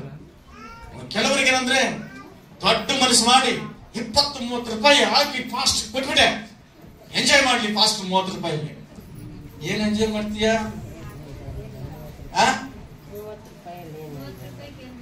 ಏನ್ ಬರ್ತದಲ್ವಾ? ಆದ್ರೆ ಕೊಟ್ಬಿಟ್ಟು ಫಾಸ್ಟ್ ಬದುಕನಿ, ಹೋಗಿ ಸೈಟ್ తీసుకొని ಹೋಗಿ ಎಲ್ಲಿ తీసుకొని. Very good. ಮನುಷ್ಯರಿಗೆ ಸಹಜವಾಗಿ ಗೊತ್ತಿಲ್ಲದ ಮಾತಾಡುತ್ತೆ, ಗಮನಿಸಿ. ಆಮೇಲೆ ವಿಷಯ ಏನಪ್ಪಾ ಅಂದ್ರೆ, ದೇವರಿಗೆ ಕೊಡಬೇಕಾದ್ರೆ ನಮಗೇನು ಕೊಟ್ಟಿದ್ದನ್ನು ಅದರಲ್ಲಿ ನಾವು ಕೊಡಬೇಕು. ಅದು ಎಲ್ಲಿರ್ತದೆ? ಪರಲೋಕದಲ್ಲಿ ಸೇರಲ್ಪಡ್ತದೆ. ಆಮೇನ್ ಆಮೇನ್. ಪರಲೋಕದಲ್ಲಿ ಸೇರಲ್ಪಡ್ತದೆ. ಸರಿಯಾದ ಸಮಯಕ್ಕೆ ಭೂಲೋಕದಲ್ಲಿ ನಾವು ಸ್ಪಂದಿಸ್ತಾರೆ, ಪರಲೋಕದಲ್ಲೂ ಸಹ ಅದು ಇಡಲ್ಪಡ್ತದೆ, ಲೆಕ್ಕಕ್ಕೆ ಕೊಡಲ್ಪಡ್ತದೆ. ಇದು ಕೊಡೋದು ದೇವರ ಮಹಿಮೆಗಾಗಿ, ಪಾಸ್ಟರ್ ಮಹಿಮೆಗಾಗಿ ಅಲ್ಲ. ಯಾರ ಮಹಿಮೆಗಾಗಿ? ದೇವರ ಮಹಿಮೆಗಾಗಿ ನಾವು ಕೊಡಲ್ಪಡಬೇಕು. ಆಮೇನ್ ಆಮೇನ್. ಈಗ ನಾವೆಲ್ಲರೂ ವಾರ ವಾರ ನಾವು ಸಂಪಾದನೆ ಮಾಡಿದ್ರಲ್ಲಿ, ಮತ್ತೆ ಬೇರೆ ಯಾವ್ದೋ ಬಂದಿದ್ರಲ್ಲಿ, ಪಾಠದಲ್ಲಿ ಬಂದಿದ್ರಲ್ಲಿ ಅನೇಕ ಜನ ನನ್ನ ಕೈಗೆ ತಂದು ಕೊಟ್ಟಿದ್ದಾರೆ, ಮತ್ತೆ ಕಾಣಿಕೆ ಬಾಕ್ಸ್ ಅಲ್ಲಿ ಹಾಕಿದ್ದಾರೆ. ತುಂಬಾ ಸಂತೋಷ. ಅವ್ರ ವಿಚಾರವಾಗಿ ಪ್ರಾರ್ಥನೆ ಮಾಡಿದೆ. ಪ್ರಶ್ನೆ ಏನಪ್ಪಾ ಅಂದ್ರೆ, ಇಷ್ಟು ನಾವೆಲ್ಲ ಕೊಟ್ಟು ನನಗೆ ಯಾಕೆ ಆಶೀರ್ವಾದ ಬಂದಿಲ್ಲ, ನನಗೆ ಯಾಕೆ ಒಳ್ಳೇದಾಗ್ಲಿಲ್ಲ ಅಂತ ಎಷ್ಟೋ ಮನುಷ್ಯರ ಮನಸ್ಸಲ್ಲಿ ಇದೆ. ಕೆಲವರು ಕೇಳ್ತಾರೆ, 100 ಜನ ಕೇಳಲ್ಲ. 1-2 ಮಾತ್ರ ಯಾಕೆ ಪಾಸ್ಟರ್ ನನಗೆ ಬಂದಿಲ್ಲ, ಯಾಕೆ ಪಾಸ್ಟರ್ ಕೇಳೋದು ಒಳ್ಳೇದು, ಕೇಳ್ಕೊಳ್ಳೋದು ಒಳ್ಳೇದು. ನಾವು ಆತರ ಕೇಳೋದು, ನಾವು ಸಹ ಹೆಚ್ಚಾಗಿ ಪ್ರಾರ್ಥನೆ ಮಾಡೋದಕ್ಕೆ ಏನಿರ್ಬೋದು ಅಂತ ಕೇಳ್ತಾ ಬರ್ತೇವೆ. ಆಮೇನ್ ಆಮೇನ್ ಹಲ್ಲೆಲೂಯಾ. ಇದನ್ನ ಇಟ್ಟು ನಾವು ಪ್ರಾರ್ಥನೆ ಮಾಡುವಾಗ ನನಗೆ ಕೆಲವು ಪ್ರಕಟಣೆ ಆಗಿದೆ. ಏನಪ್ಪಾ ಅಂದ್ರೆ, ಆದಿಕಾಂಡ 4ನೇ ಅಧ್ಯಾಯದಲ್ಲಿ ಒಂದು ಘಟನೆ ಇದೆ. ಓದ್ರಿ 3-7 ಓದ್ರಿ. ಕಾಲಾಂತರದಲ್ಲಿ ಕಾಯಿನನು ಹೊಲದ ಬೆಳೆಯಲ್ಲಿ ಕೆಲವನ್ನು ತಂದು ಯೆಹೋವನಿಗೆ ಕಾಣಿಕೆಯಾಗಿ ಸಮರ್ಪಿಸಿದನು. ಹೇಬೇಲನು ಹಾಗೆಯೇ. ನೋಡ್ರಿ, ಆದಾಮನಿಗೆ 2 ಗಂಡು ಮಕ್ಕಳಿದ್ದಾರೆ. ಆ 2 ಗಂಡು ಮಕ್ಕಳ ಹೆಸರು ಅಂದ್ರೆ, ಒಬ್ಬನ ಕಾಯಿನು, ಇನ್ನೊಬ್ಬನು ಹೇಬೇಲನು. ಕಾಯಿನ್ ಏನ್ ಮಾಡ್ತಾ ಇದ್ದ, ತನ್ನ ಹೊಲದಲ್ಲಿರುವಂತಹ ಆ ಬೆಳೆಗಳನ್ನ, ರಾಗಿ, ಇನ್ನೊಂದು ಏನು ಬೆಳೆದಿದ್ನೋ ಭತ್ತ, ತರಕಾರಿಗಳನ್ನು ತಂದು ದೇವರ ಸನ್ನಿಧಾನದಲ್ಲಿ ಇಟ್ಟ. ಅದೇ ರೀತಿಗೆ ತಮ್ಮನಾದಂತಹ ಹೇಬೇಲನು ಏನ್ ಮಾಡ್ದ, ತನ್ನ ಹಿಂಡಿನಿಂದ ಚೊಚ್ಚಲ ಕುರಿಗಳನ್ನ ಮೇಯಿಸುವಂತ ವ್ಯಕ್ತಿಯಾಗಿದ್ದ. ಆ ಕುರಿಯಲ್ಲಿ ಸ್ವಚ್ಛಲವಾದಂತದ್ದು ಇಂಪಾರ್ಟೆಂಟ್, ಗಮನಿಸ್ತೀನಿ. ಸ್ವಚ್ಛಲ ಕುರಿ ಅಂದ್ರೆ ಏನು? ಮೊದಲು ಹುಟ್ಟಿದಂತಹ ಕುರಿ, ಫಸ್ಟ್ ಕೊಟ್ಟದ್ದು, ಫಸ್ಟ್ ಆಗಿ ಹುಟ್ಟಿದ್ದು, ಫಸ್ಟ್ ಸಂಬಳ, ಫಸ್ಟ್ ಕಾಣಿಕೆ, ದೇವರಿಗೆ ಮೊದಲನೇ ಕಾಣಿಕೆ. 1 ಲಕ್ಷ ಬಂತು ಅಂದ್ರೆ ಫಸ್ಟ್ ಯಾರಿಗೆ ತಿಕ್ಬೇಕು? ಎಲ್ಲಾ ಖರ್ಚು ಮಾಡಿಬಿಟ್ಟು 1000 ರೂಪಾಯಿ ಉಳಿತು ಬಿಡಿ, ಅದು ಕಾಣಿಕೆ ಅಲ್ಲ. ಏನೂ ಖರ್ಚು ಮಾಡದೆ ಸಂಬಳದಲ್ಲಿ ಮೊದಲು ದೇವರಿಗೆ ಸಮಾನ ಎತ್ತಿಟ್ಟು ಆಮೇಲೆ ಖರ್ಚು ಮಾಡುವಂಥದ್ದು. ಆ ಮೊದಲು ದೇವರಿಗೆ ಎತ್ತಿಕ್ತೀವಲ್ಲ, ಏನು ಖರ್ಚು ಮಾಡಿದಾನೆ ಅದನ್ನ ದೇವರು ಇಷ್ಟಪಡ್ತಾನೆ. ಕಾಯಿನ ಕುರಿತಾಗ ಹಂಗೆ ಹೇಳಿಲ್ಲ. ಕಾಯಿನ ಕುರಿತಾಗ ಏನೆಲ್ಲ ಹೇಳ್ಪಟ್ಟಿದೆ? ಕಾಯಿನ ಕುರಿತಾಗ ಏನೆಲ್ಲ ಹೇಳ್ಪಟ್ಟಿದ್ದಲ್ಲಿ ಹೋದ್ರಿ. ಕೆಲವನ್ನು ಅಂದ್ರೆ ಅವನ್ನೆಲ್ಲ ಬಳಸ್ಕೊಂಡು ತಿಂದು ಏನೋ ದೇವ್ರಿಗೆ ಕೊಡಬೇಕು, ಕೊಡ್ತಾ ಇದ್ದೀನಿ ಅಂತ ಬಂದಿರ್ತಾರೆ, ಸಮರ್ಪಿಸಿದ. ಆದ್ರೆ ಏನೆಲ್ಲ ಹಂಗಲ್ಲ. ತನ್ನ ಸ್ವಚ್ಛಲ ಕುರಿಯನ್ನ, ಮೊದಲನೇ ಭಾಗವನ್ನ, ಶ್ರೇಷ್ಠವಾದ ಭಾಗವನ್ನ ತಂದು ಅವುಗಳ ಕೊಬ್ಬನ್ನು ಹೋಮ ಮಾಡಿದನು. ಆಮೇನ್. ಇದರಲ್ಲಿ ಯಾರ ಕಾರಣಕ್ಕೆ ಅಂಗೀಕಾರ ಆಯಿತು ಅನ್ನೋದ್ರ ಮೇಲೆ ಆಧಾರವಾಗಿದೆ. ಆಮೇನ್. ನಾವೆಲ್ಲ ಕಾಣಿಕೆಗಳು ಕೊಟ್ಟಿದ್ದೇವೆ. ಕಾಣಿಕೆಯಲ್ಲಿ ದೇವರ ಅಂಗೀಕಾರ ಮಾಡಿದ್ದಾನೋ ಇಲ್ಲೋ ಅನ್ನೋದು ಮುಖ್ಯ. ಎಲ್ಲೋ ದಾರಿಗೆ ಹೋಗಿ ಚಿಲ್ಲರೆ ಮಾಡ್ಕೊಂಡ್ಬಂದು ಎಲ್ಲನೋ ಹೋಗ್ಲಿ ಅಂತ ಹಾಕೋದು ಬೇರೆ. ಇದು ದೇವರ ಹಣ ಅಂತೇಳಿ ದೇವರಿಗಾಗಿ ಇಟ್ಟಾಗ ಅದು ಆಶೀರ್ವಾದ ಬೇರೆ. ಇವತ್ತು ಅನೇಕ ಜನ ಆಶೀರ್ವಾದ ಹೊಂದ್ಕೊಂಡಿಲ್ಲ. ಕಾರಣ ಏನಂದ್ರೆ, ದೇವರಿಗೆ ಬರದ ತಕ್ಷಣ ಮೊದಲು ಎತ್ತಿಕ್ತಾ ಇಲ್ಲ. ಅದ್ರ ಬದಲಾಗಿ ಮನೆಯಿಂದ ದಾರಿಲಿ ಬರ್ತಾ ಬರ್ತಾ ಚಿಲ್ಲರೆ ಮಾಡ್ಕೊಂಡ್ಬಂದು, ಇದು ದೇವರಿಗೆಲ್ಲಾನ ಹೋಗ್ಲಿ ಭಿಕ್ಷೆ, ದೇವರಿಗೆಲ್ಲಾನ ಹೋಗ್ಲಿ ದಯೆ ತೋರಿಸುವಂತವ್ರು. ದೇವರು ದರಿದ್ರನಲ್ಲ, ನಿನ್ನ ಹತ್ರ ಭಿಕ್ಷೆ ಹಾಕೊಳ್ಳುವಂಥದ್ದು ಅಲ್ಲ. ಅದು ನಿನ್ನನ್ನ, ನಿನ್ನ ಕುಟುಂಬನ ಅಭಿವೃದ್ಧಿ ನಡೆಸೋದಕ್ಕೆ ಸಾಧ್ಯ. Amen hallelujah. ಇದು ದೇವರ ಆಜ್ಞೆ, ದೇವರ ಘನಪಡಿಸುವಂತ ಕಾರ್ಯ ಅದು. Hallelujah, praise the Lord. ನಿನ್ನ ಕಾಲಿಗೆ ದೇವರ ಅಂಗೀಕಾರ ಮಾಡ್ಕೋಬೇಕು. ಏನಾಗ್ಬೇಕು? ಆಮೆನ್. ಯಾರ ಕಾಣಿಕೆ ಅಂಗೀಕಾರ ಆಗಿರೋದಿಲ್ವೋ ಅವರ ಸ್ವಭಾವ ಬದಲಾವಣೆ ಆಗಿರಲ್ಲ. ಚಪ್ಪಳ ದೇವರ ಮಹಿಮೆಗೆ. ನಿಮ್ಗೆ ಏನ್ ಅರ್ಥ ಆಯ್ತು ಗೊತ್ತಿಲ್ಲ, ಗಮನಿಸ್ತೀರಿ. ಯಾರ ಕಾಣಿಕೆ ಅಂಗೀಕಾರ ಆಗಿರ್ತದೋ ಅವರು ಆಶೀರ್ವಾದಕರವಾಗಿ ಒಂದು ದೈವತ್ವ ಗುಣದಲ್ಲಿ ಬರ್ತದೆ. ಯಾರ ಕಾಣಿಕೆ ಅಂಗೀಕಾರ ಆಗಿರಲ್ವೋ ಶಾಪಗ್ರಸ್ತನಾಗ್ತಾನೆ. ಅವನ ಗುಣ ಹೆಂಗ್ ಗೊತ್ತಾಗುತ್ತಂದ್ರೆ, ನೀವು ಕಾಯಿನ ಜೀವಿತ ನೋಡಿದ್ದೆ ಆದ್ರೆ ಅವನ ಕಾಣಿಕೆ ಏನಾಗ್ಲಿಲ್ಲ, ಮೆಚ್ಚಿಗೆ ದೇವರು ಮೆಚ್ಚಲಿಲ್ಲ. ಮೆಚ್ಚಿದ್ದಕ್ಕೆ ಅವನು ಏನಾದ ಅಂದ್ರೆ ಅವನ ಕ್ಯಾರೆಕ್ಟರ್ ಚೇಂಜ್ ಆಗ್ಲಿಲ್ಲ. ಅವನ ಕ್ಯಾರೆಕ್ಟರ್ ಕೊಲೆಗಾರನಾಗಿ ಮಾರ್ಪಡಿಸ್ತು, ಶಾಪಗ್ರಸ್ತನಾಗಿ ಮಾರ್ಪಡಿಸ್ತು, ಅಲೆಮಾರಿಯಾಗಿ ಮಾರ್ಪಡಿಸ್ತು, ಭ್ರಷ್ಟನಾದ. ಯಾರ ಕಾಣಿಕೆ ಅಂಗೀಕಾರ ಆಗಿಲ್ವೋ ಅವರ ಮೇಲೆ ಅಥವಾ ಅವರ ಜೀವಿತ, ಅವರ ಗುಣ ಹೆಂಗಿರುತ್ತೆ ತಾನೇ ಹೇಳ್ತಾ ಇಲ್ಲ, ದೇವ್ರ ವಾಕ್ಯ ಹೇಳಲ್ಪಟ್ಟಿದೆ. ಹಾಗಾದ್ರೆ ನಿನ್ನ ಮಕ್ಕಳಿಗೆ ಏನ್ ಹಿಡಿತೀಯಾ? ಇವಾಗ ನಿನ್ನ ಮಕ್ಕಳಿಗೆ ಒಳ್ಳೇದಿರ್ಬೇಕಾದ್ರೆ ನಿನ್ನ ಕಾಣಿಕೆ ದೇವರ ಅಂಗೀಕಾರ ಮಾಡಿದ್ರೆ ನಿನ್ನ ಮಕ್ಕಳಿಗೂ ಅದು ಒಳ್ಳೇದಾಗಿ ಮಾರ್ಪಡಿಸುತ್ತೆ. ಆಮೆನ್. ಲಂಚ ತೆಗೆದಿರ್ಬೋದು, ಬಡ್ಡಿ ತೆಗೆದಿರ್ಬೋದು, ಅಥವಾ ಇನ್ನೊಂದು ಕೊಲೆ ಮಾಡಿರ್ಬೋದು, ಬೇರೆಯವ್ರಿಗೆ ಚಾಡಿ ಹೇಳಿ ಸಂಪಾದನೆ ಮಾಡಿರ್ಬೋದು. ಇವೆಲ್ಲವೂ ಸಹ ನಿನ್ನ ಮಕ್ಕಳಿಗೆ ಕೆಟ್ಟದ್ದು ಹಾಕ್ತದೆ ಹೊರತು ಒಳ್ಳೇದಾಗೋದಕ್ಕೆ ಸಾಧ್ಯವೇ ಇಲ್ಲ. Amen, amen. Praise the Lord. ನಮ್ಮ ಮಕ್ಕಳಿಗೆ ನಾವು ಒಳ್ಳೆದನ್ನು ಇಡಬೇಕಾದ್ರೆ ಮೊದಲು ದೇವರ ಮೆಚ್ಚುಗೆ ಆಗಬೇಕು. ನಾವು ಕೊಡುವಂತ ಕಾಣಿಕೆಗಳು, ನಾವು ಮಾಡುವಂತ ಪ್ರಾರ್ಥನೆಗೆ ದೇವರ ಅಂಗೀಕಾರ ಆಗಬೇಕು. ನಾವು ನಮ್ಮ ಜೀವಿತ ದೇವರಿಗೆ ಮೆಚ್ಚುಗೆ ಆಗಿರಬೇಕು. Hallelujah, hallelujah. Praise the Lord, praise the Lord. ಹಾಗಾದ್ರೆ ಯಾಕೆ ನಮಗಿನ್ನೂ ಬಿಡುಗಡೆ ಒಳ್ಳೆದಾಗಿಲ್ಲ ಅಂದ್ರೆ ನಮ್ಮ ಕಾಣಿಕೆಗೆ ಸೇರಿಸಲ್ಪಡ್ತಾ ಇಲ್ಲ ಅಂತ ನೋಡ್ಬೇಕು. ಇನ್ನೊಂದು ಮಿಸ್ಟೇಕ್, ಕಾಣಿಕೆ ಕೊಡಬೇಕಾದ್ರೆ ನಾವು ಹೆಂಗಿರ್ಬೇಕು ಅನ್ನೋದ್ರಲ್ಲಿ ಯೇಸು ಸ್ವಾಮಿ ಹೇಳಿದಂತ ಮಾತು ಲೂಕ ನಂಬರ್ ಸುವಾರ್ತೆ 18ನೇ 10-14 ವಾಕ್ಯ ಹೇಳಲ್ಪಟ್ಟಿದೆ. ಅಲ್ಲ ಏನಪ್ಪಾ ಅಂದ್ರೆ, ಇಬ್ಬರು ಪರಸೆಯರು ಮತ್ತು ಸಮರ್ಯದ ಇಬ್ಬರು ಪ್ರಾರ್ಥನೆಗೆ ಅಂತ ದೇವಾಲಯಕ್ಕೆ ಹೋಗ್ತಾರೆ. ಆ ದೇವಾಲಯಕ್ಕೆ ಹೋದಾಗ ಇಬ್ಬರು ಪ್ರಾರ್ಥನೆ ಮಾಡ್ಬೇಕಂತ ಇಬ್ಬರು,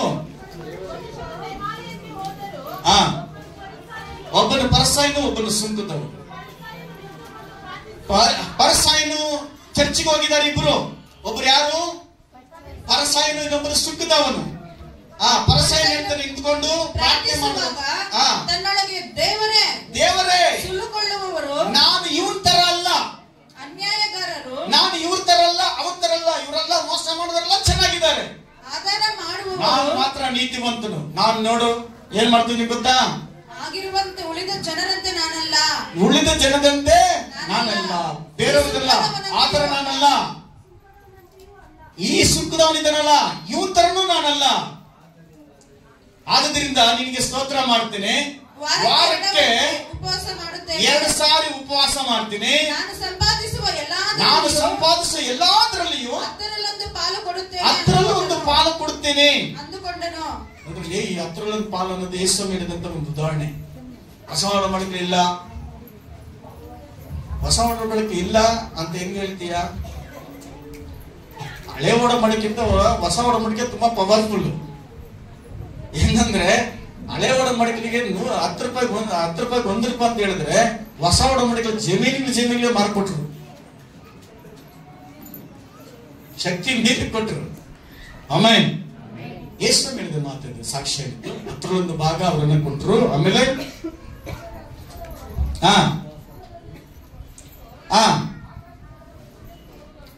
ಗಮನಿಸ್ರಿ, ಹೆಚ್ಚು ಕಾಣಿಕೆಯನ್ನು ಕೊಟ್ಟಂತವ್ರು, ಉಪವಾಸ ಕೊಟ್ಟಂತ ಈ ವ್ಯಕ್ತಿ ಎತ್ತಿ ಹೇಳ್ತಿದ್ದಾನೆ, ನಾನು ಒಳ್ಳೆಯವನು, ನಾನು ಇಂತಹ ರೀತಿ ದಾನ ಧರ್ಮ ಮಾಡಿದ್ದೀನಿ, ಕಾಣಿಕೆಯನ್ನು ಕೊಟ್ಟಿದ್ದೀನಿ, ನಾನು ಅವ್ರ ತರ ಅಲ್ಲ, ಇವ್ರ ತರ ಅಲ್ಲ, ಅಯ್ಯನ ತರ ಅಲ್ಲ ಅಂತೇಳಿ ಹೋಲಿಕೆ ಮಾಡ್ಕೊಳ್ತೇನೆ. ಆದ್ರೆ ಇವನು ಪ್ರಾರ್ಥನೆ ದೇವರಿಗೆ ಕೇಳಿಸ್ಕೊಂಡಿಲ್ಲ.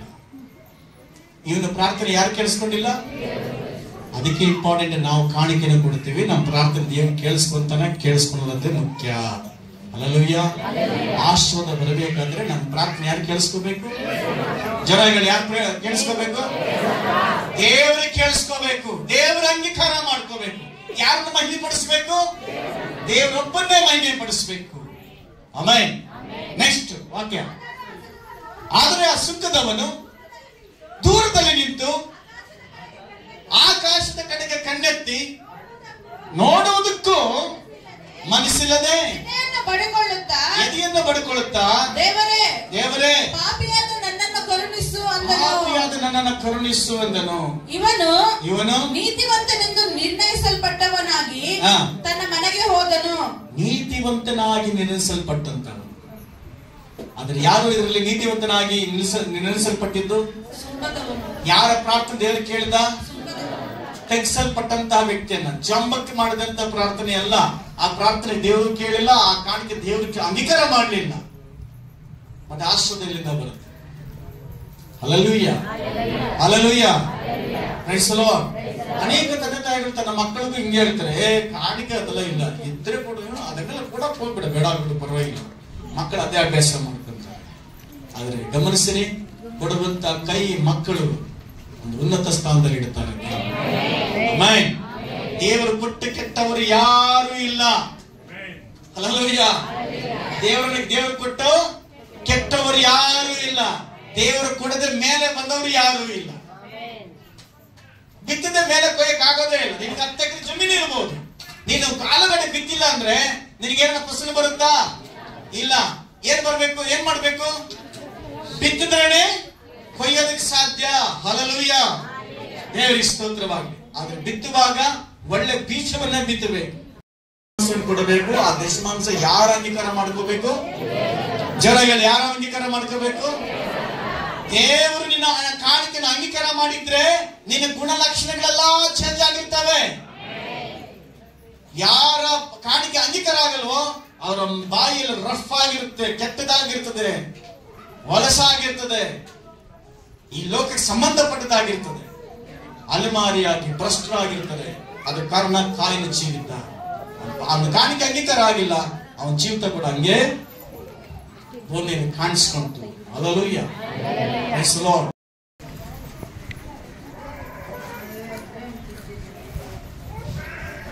ಓಕೆ, ಕೊನೆಯದಾಗಿ ಇನ್ನೊಂದು ವಾಕ್ಯವನ್ನು, ಅದೇನಪ್ಪ ಅಂದ್ರೆ, ನಿಮ್ಮ ಸೇವಕರ ಮಾತನ್ನ ಕೇಳಬೇಕು.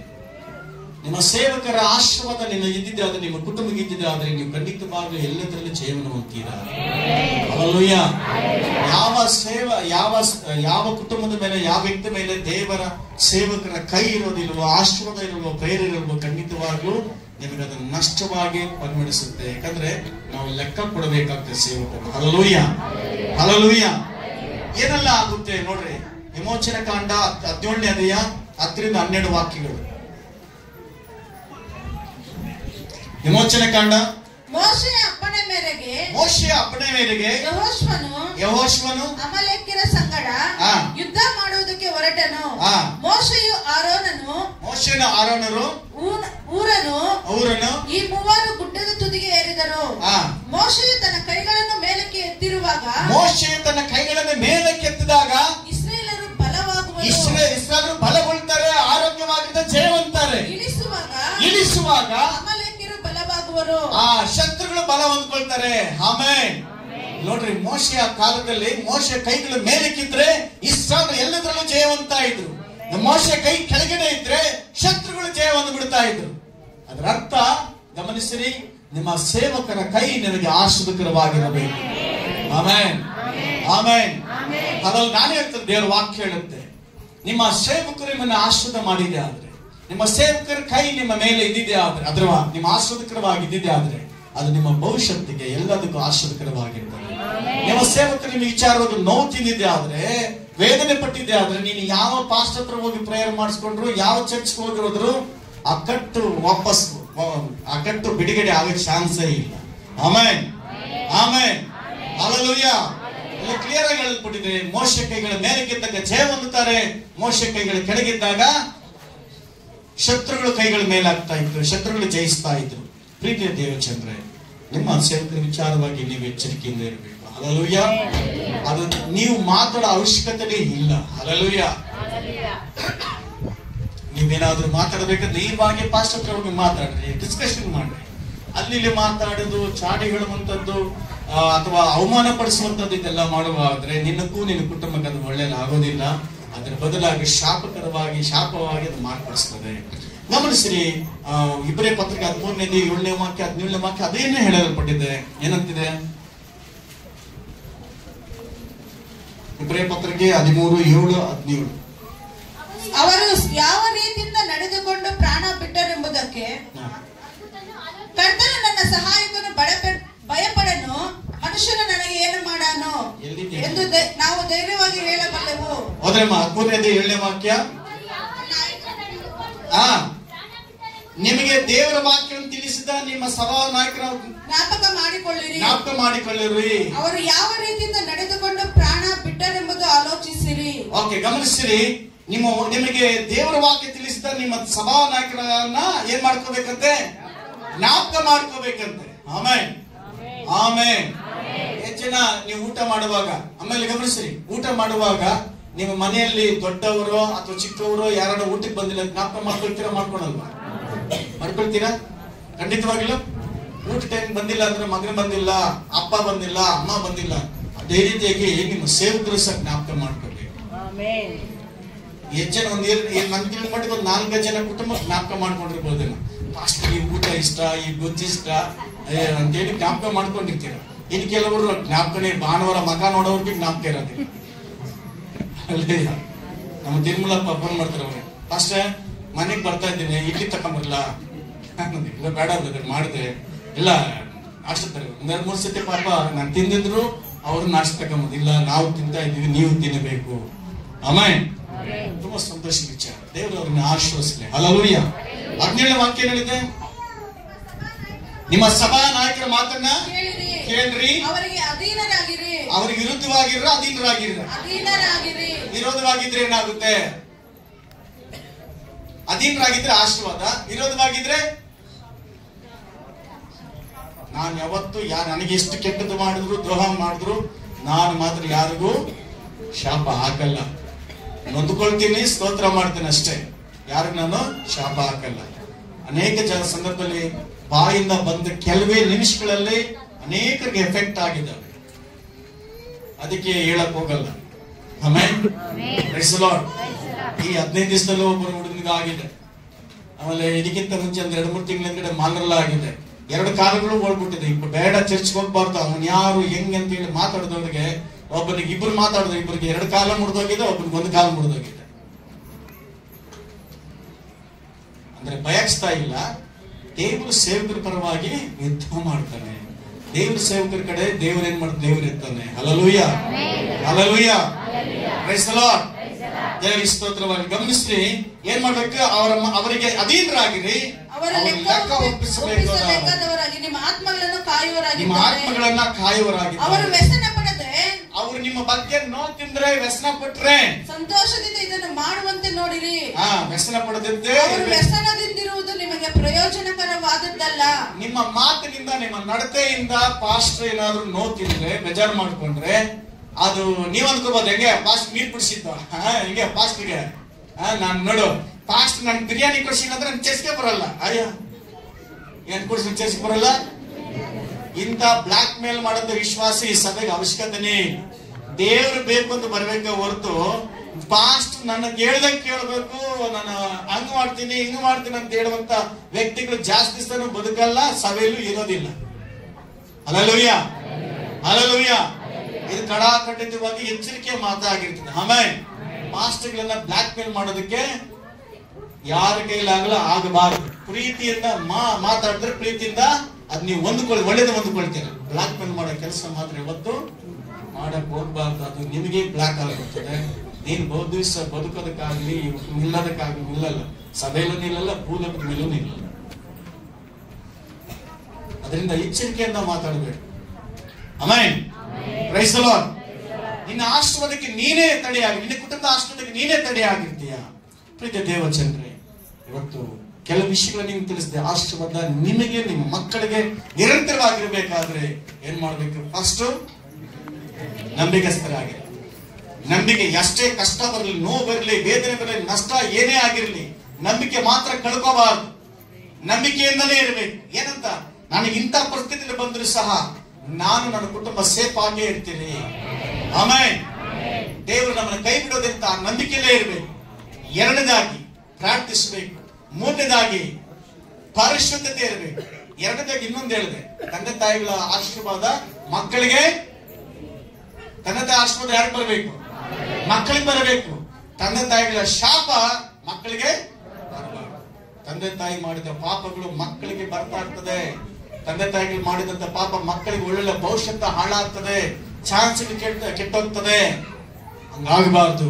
ಅದರಿಂದ ಪಶ್ಚಾತ್ತಪಟ್ಟು ಪ್ರಾರ್ಥನೆ ಮಾಡಿ, ದೇವರೇ ನನ್ನ ಮಕ್ಕಳಿಗೆ ನನ್ನ ಪಾಪದಿಂದ ಪಾಲು ಇಲ್ಲ, ನನ್ನ ಪಾಪ ಕ್ಷಮಿಸಲ್ಪಡ್ಲಿ ಅಂತ ಹೇಳ್ರಿ. Amen, amen. ನಾಲ್ಕನೇದಾಗಿ ಪರಿಶುದ್ಧತೆ. ನಂಬಿಕೆ ಮತ್ತು ಪರಿಶುದ್ಧತೆ ಇಲ್ಲ ಅಂದ್ರೆ ದೇವರನ್ನ ಮೆಚ್ಚೋದಕ್ಕಾಗ್ಲಿ ದೇವರಿಂದ ಪಡ್ಕೊಳ್ಳೋದಕ್ಕಾಗ್ಲಿ ಸಾಧ್ಯ. ನಾಲ್ಕನೇದಾಗಿ ಕಾಣಿಕೆ ವಿಚಾರ.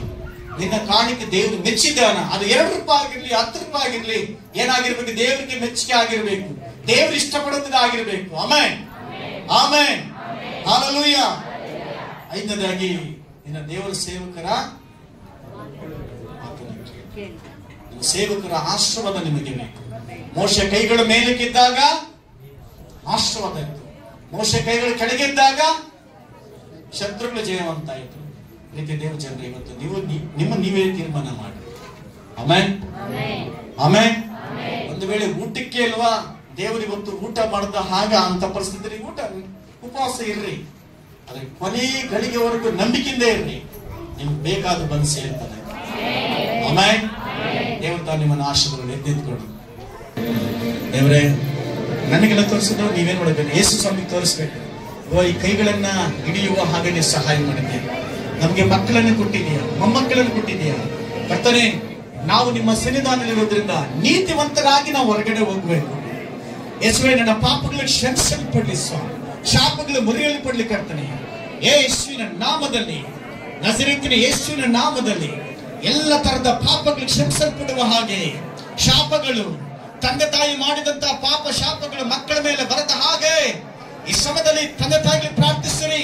ಮಕ್ಕಳನ್ನು ಕೇಳ್ರಿ, ದೇವರೇ ನಮ್ಮಪ್ಪ ನಮ್ಮಮ್ಮ ಮಾಡಿದಂತ ಪಾಪದ ನಿಮಿತ್ತವಾಗಿ ನನ್ನ ಆಶೀರ್ವಾದ ಕಳ್ಕೋಬಾರ್ದು, ಶಾಪಗ್ರಸ್ತನ ಆಗಬಾರ್ದು, ನಾವು ಒಳ್ಳೆದನ್ನು ಕಳ್ಕೋಬಾರ್ದು, ಒಳ್ಳೆ ಭವಿಷ್ಯತ್ತನ್ನು ಕಳ್ಕೋಬಾರ್ದು. ಏಸಯ್ಯ ನನಗೆ ಸಹಾಯ ಮಾಡು ಅಂತ ಕೇಳ್ರಿ. ಅಮ್ಮ ನೀನು ಸೊಸೈಟಿ ಕೈ ಹಿಡ್ಕಮ್ಮ, ಕೈ ಹಿಡ್ಕೊಳ್ಳೋ ಉದ್ದೇಶ ದೇವ್ರ ವಾಕ್ಯದ ಇಬ್ಬರು ಸೇರಿ ನನ್ನ ಹೆಸರನ್ನು ಕೇಳಿದ್ದೆ ಆದ್ರೆ ಕೊಡ್ತೀನಿ ಅಂತ ಹೇಳಿದೆ ದೇವರು. ಅದನ್ನ ಅರಿಕೆ ಮಾಡ್ತಾ ಇದ್ದಾರೆ. ಯಾರು ಕೈ ಬಿಡಬೇಡ್ರಿ, ನಾಚಿಕೆ ಪಡಬೇಡ್ರಿ, ನೋವು ಪಡಬೇಡ್ರಿ, ಬೇಸರ ಮಾಡ್ಕೋಬೇಡ್ರಿ. ಇವತ್ತು ನಿಮ್ಮ ಮನೆಯಲ್ಲಿ ಒಂದು ದೊಡ್ಡ ಬೆಳಕುಂಟಾಗಬೇಕು. ಈ ಗಂಡ ಹೆಂಡತಿ ಮಧ್ಯದಲ್ಲಿ ಒಂದು ದೊಡ್ಡ ಬೆಳಕುಂಟಾಗಬೇಕು. ಎಲ್ಲ ಕಟ್ಟುಗಳು ಫ್ರೀ ಆಗಲಿ, ಎಲ್ಲ ಕಟ್ಟುಗಳು ಫ್ರೀ ಆಗಲಿ. Oh thank you Jesus Lord, hallelujah, hallelujah. Thank you Lord, thank you Jesus Lord God, hallelujah. ಯೇಸುವಿನ ನಾಮದಲ್ಲಿ ಕೇಳ್ತಾನೆ, ಯೇಸುವಿನ ನಾಮದಲ್ಲಿ ಕೇಳ್ತಾನೆ. ಇವಾಗ ಕರ್ತನೆ, ಈ ಕೈಗಳನ್ನ ನಾನು ನೋಡ್ತಾ ಇದ್ದೀನಿ ಸ್ವಾಮಿ.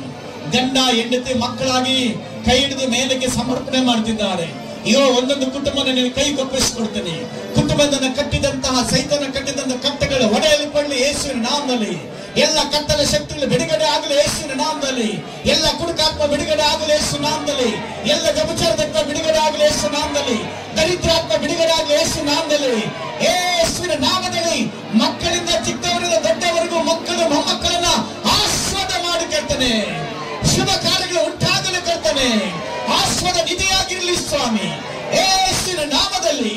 ನಜರೇತಿನ ಯೇಸುವಿನ ನಾಮದಲ್ಲಿ ಒಂದೊಂದು ಕುಟುಂಬದಂತೆ ಎಲ್ಲ ದುಃಖ, ಎಲ್ಲ ರೋಗ, ಎಲ್ಲ ಸೈತನ ಕಟ್ಟಗಳು, ಮಾಯಮಂತ್ರ ಕಟ್ಟಗಳು ಯೇಸುವಿನ ನಾಮದಲ್ಲಿ ಒಡೆಯಲ್ಪಡಲಿ, ಒಡೆಯಲ್ಪಡಲಿ. ಯೇಸು ರಕ್ತ ಈ ಸಮಯದಲ್ಲಿ ಒಂದೊಂದು ಕುಟುಂಬದಲ್ಲಿ ಇಳಿದು ಬರ್ತಾ ಇದೆ. ಯೇಸುವಿನ ರಕ್ತ ಒಂದೊಂದು ಕುಟುಂಬದ ಮೇಲೆ ಇಳಿದು ಬರ್ತಾ ಇದೆ. Oh thank you Lord, hallelujah, thank you Lord, hallelujah. ಯೇಸುವಿನ ನಾಮದಲ್ಲಿ, ಯೇಸುವಿನ ನಾಮದಲ್ಲಿ ಓ ಒಪ್ಪಿಸಿಕೊಡು ಸಹೋದರ, ಒಪ್ಪಿಸಿಕೊಡು ಸಹೋದರ. ನೀನು ಅನೇಕ ತಪ್ಪುಗಳನ್ನ ಮಾಡ್ತಾ ಇದೀಯ, ಆದ್ರೆ ನೀನು ಹೇಳೋದು ನೀನ್ ಹೆಂಡತಿ ಬಗ್ಗೆ ಹೇಳ್ತಾ ಇರ್ತೀಯ, ಅನವಶ್ಯಕ ಹೇಳ್ತಾ ಇದೀಯ. ನೀನು ಫೋನಲ್ಲಿ ಮಾತಾಡೋದು ದೇವರಿಗೆ ಗೊತ್ತು, ನೀನು ರಾಷ್ಟ್ರವಾಗಿ ಮೀಟ್ ಮಾಡ್ತಿರೋ ದೇವರಿಗೆ ಗೊತ್ತು. ಈಗ ಈ ಸಮಯದಲ್ಲಿ ನೀನು ಮಾಡಿದ ಪಾಪ ನಿನ್ನ ಹೆಂಡತಿ ಮೇಲೂ ನಿನ್ನ ಮಕ್ಕಳ ಮೇಲೆ ಬರ್ತಾ ಇದೆ. ಸಹೋದರಿ, ನೀನು ಮಾಡುತ್ತಿರುವಂತ ಪಾಪ ನಿನ್ನ ಗಂಡನ ಮೇಲೆ ನಿನ್ನ ಮಕ್ಕಳ ಮೇಲೆ ಬಂದಿದೆ. ಇವತ್ತು ನೀನು ಕ್ಲಿಯರ್ ಮಾಡ್ಕೊಂಡಿದ್ಯಾ. ಆದರೆ ನೀನು ಎಲ್ಲೆಲ್ಲಿ ಮೋಸದ ಜೀವಿತ, ಪಾಪದ ಜೀವಿತ, ವಂಚಿಸುವ ಜೀವಿತದಿಂದ ನಿನ್ನ ಕುಟುಂಬದಲ್ಲಿ ದುಃಖ, ಕಣ್ಣೀರು, ವೇದನೆಗಳು ಗುಣಗುಟ್ಟಿವೆ. ಈ ರೀತಿ ಕಾರಣದಿಂದ ಬದಲಾವಣೆ ಆಗಬೇಕಾದ್ರೆ ಕರ್ತನ ಸಹಾಯವನ್ನು ಕೇಳು. ಯೇಸು ರಕ್ತವನ್ನು ಕೇಳ್ರಿ. ಯೇಸುವೇ ನನ್ನ ಪಾಪದ ಕ್ಷಮಿಸನ್ನು ಕೇಳು, ಶುದ್ಧೀಕರಣ ಮಾಡು ಅಂತ ಹೇಳಿ ಕೇಳು. Oh hallelujah. Thank you Jesus Lord. Thank you Lord. ಇವತ್ತಿಂದ ನಿನ್ನ ಗಂಡನ ಮೇಲೆ ಚಾಡಿ ಹೇಳಕ್ ಹೋಗಬೇಡ. ಇವತ್ತಿಂದ ನಿನ್ನ ಹೆಂಡತಿ ಮೇಲೆ ಚಾಡಿ ಹೇಳಕ್ ಹೋಗಬೇಡ. ಅಷ್ಟು ಮಾತ್ರವಲ್ಲ, ಇಲ್ಲೊಂದು ಕುಟುಂಬ ಇದೆ. ನಿಮ್ಮ ತಾಯಿಯನ್ನು ಸನ್ಮಾನಿಸಬೇಕು ಸಹೋದರ. ನಿಮ್ಮ ತಾಯಿಯನ್ನು ಸನ್ಮಾನಿಸಬೇಕು ಸಹೋದರಿ. ನಿಮ್ಮ ಅತ್ತೆಯನ್ನು ಸನ್ಮಾನಿಸಬೇಕು. ನಿಮ್ಮ ಮಾವನನ್ನು ಸನ್ಮಾನಿಸಬೇಕು. ನಿನ್ನ ದೇವರ ಮಗಳಾಗಿದೆಯಾ? ನಿನ್ನ ಕುಟುಂಬದಲ್ಲಿ ನೀನು ನಿಮ್ಮ ಅತ್ತೆ ನಿಮ್ಮ ಮಾವನ್ನ ದುಃಖ ಪಡಿಸಿದ್ದೀಯ. ಆ ದುಃಖ ದೇವರು ಕೇಳಿಸ್ಕೊಂಡಿದ್ದಾನೆ. ನೀನು ಯಾರೇ ಆಗಿರಬಹುದು, ದೇವರು ಕೇಳಿಸ್ಕೊಂಡಿದ್ದಾನೆ. ನೀವು ಗಂಡ ಹೆಂಡತಿ ಚೆನ್ನಾಗಿರಬಹುದು, ಆದ್ರೆ ನಿಮ್ಮ ಅತ್ತೆ ನಿಮ್ಮ ಮಾವ ನಿಮ್ಮ ವಿಚಾರವಾಗಿ ಗೋಳಾಡ್ತಿದ್ದಾರೆ. ನಮ್ಮನ್ನು ಯಾರು ನೋಡುವರಿಲ್ಲ ಅಂತ ಗೋಳಾಡ್ತಿದ್ದಾರೆ. ಅದಕ್ಕೇನಂತ ಉತ್ತರ ಕೊಡ್ತೀಯ? ಏನಂತ ಉತ್ತರ ಕೊಡ್ತೀಯ? ನಿನ್ನ ಪ್ರಾರ್ಥನೆಗೆ ತಡೆಯಾಗಿರೋ ಕಾರಣಗಳನ್ನು ಹುಡುಕ್ತಾ ಇದೀಯಾ? ಈಗ ಈ ಸಮಯದಲ್ಲಿ ನೀವು ಒಪ್ಪಿಸಿಕೊಟ್ಟಿದ್ದೆ ಆದ್ರೆ, ಗಂಡ ಹೆಂಡತಿ ಸಮೇತವಾಗಿ ಒಪ್ಪಿಸಿಕೊಟ್ಟಿದ್ದೆ ಆದ್ರೆ ನಿಮಗೆ ಒಳ್ಳೆ ಭವಿಷ್ಯಗಳು ಉಂಟಾಗುತ್ತೆ. ಇವತ್ತು ನಿಮ್ಮ ಅತ್ತೆ ನಿಮ್ಮ ಊಟಕ್ಕಾಗಿಯೋ ಬಟ್ಟೆಗಾಗಿ ಅಲೆಯೋ ಹಾಗೆ ನಿಮಗೊಂದು ಜೀವಿತ ಇರುತ್ತದೆ. ನಿಮ್ಮ ಜೀವಿತಗಳು ಹಂಗಾಗಬಾರ್ದಂದ್ರೆ ನೀನು ಬಿತ್ತಿದ್ದನ್ನ ಇವತ್ತು ಕಿತ್ತಾಕಬೇಕು.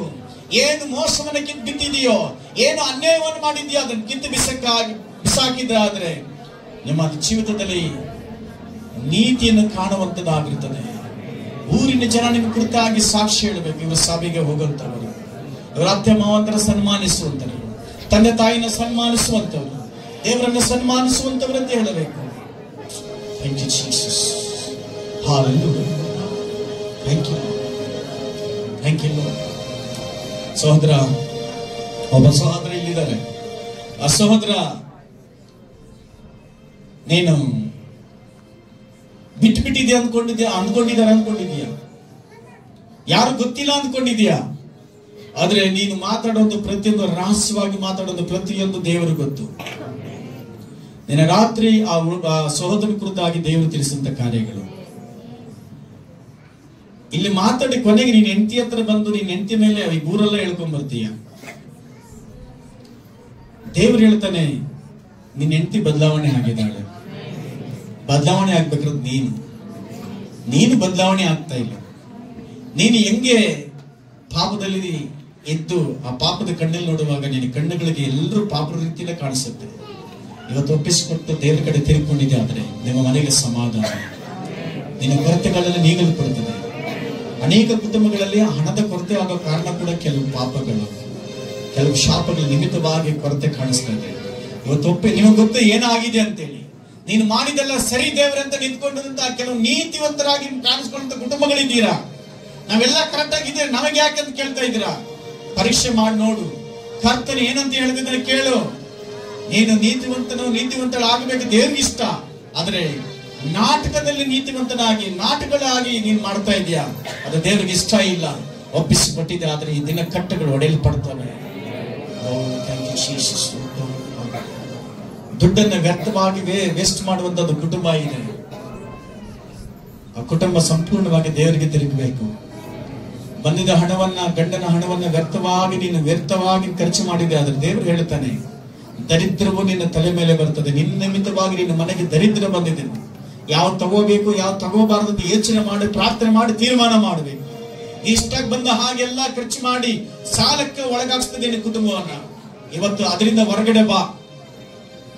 ಸಾಲ ಕೊಡ್ತಾರಂತೇಳಿ ಸಾಲ ತೆಗೆದು ಮನೆಯಲ್ಲಿ ಅದು ಇದು ಹಾಕೊಳ್ಳೋದಲ್ಲ. ಅವಶ್ಯಕತೆ ಇಲ್ಲ ನೀನು ಸಾಲ ತೆಗೆದುಕೊಳ್ಳೋದಕ್ಕೆ. ಇರೋದ್ರಲ್ಲಿ ತೃಪ್ತಿಯಾಗಿರು, ಸಂತೋಷವಾಗಿರು. ಕರ್ತನ ಹೇಳುತ್ತಿದ್ದಾನೆ, ಇವತ್ತು ಅನೇಕ ಕುಟುಂಬಗಳಲ್ಲಿ ಕಟ್ಟುಗಳು ಒಡೆಯುತ್ತಿದ್ದಾನೆ.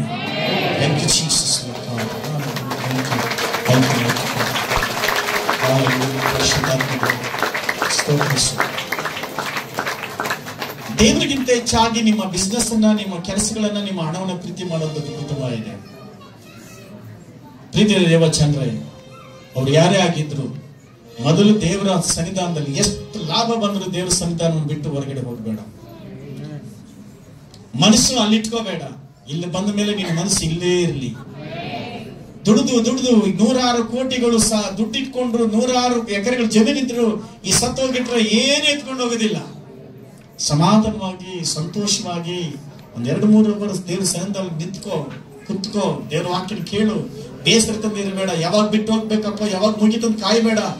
ನನಗೆ ಬೇಕು ದೇವರ ವಾಕ್ಯ ಅಂತ ಕೇಳಿ ಆಸಕ್ತಿಯಿಂದ ನಿಂತುಕೊಳ್ಳಿದೆ. ಆದ್ರೆ ನೀನು ಬಹುದಿನಗಳನ್ನ ನೀನು ನೋಡುವಂತನಾಗಿದ್ದಿ. ಜೀವನದಲ್ಲಿ ಈ ಭೂಮಿ ಮೇಲೆ ಬಹುದಿನಗಳು ಬದುಕಬೇಕಾದ್ರೆ ದೇವರ ಸಮ್ಮುಖದಲ್ಲಿ ಹೆಚ್ಚಿನ ಸಮಯನ ಕಳಿ.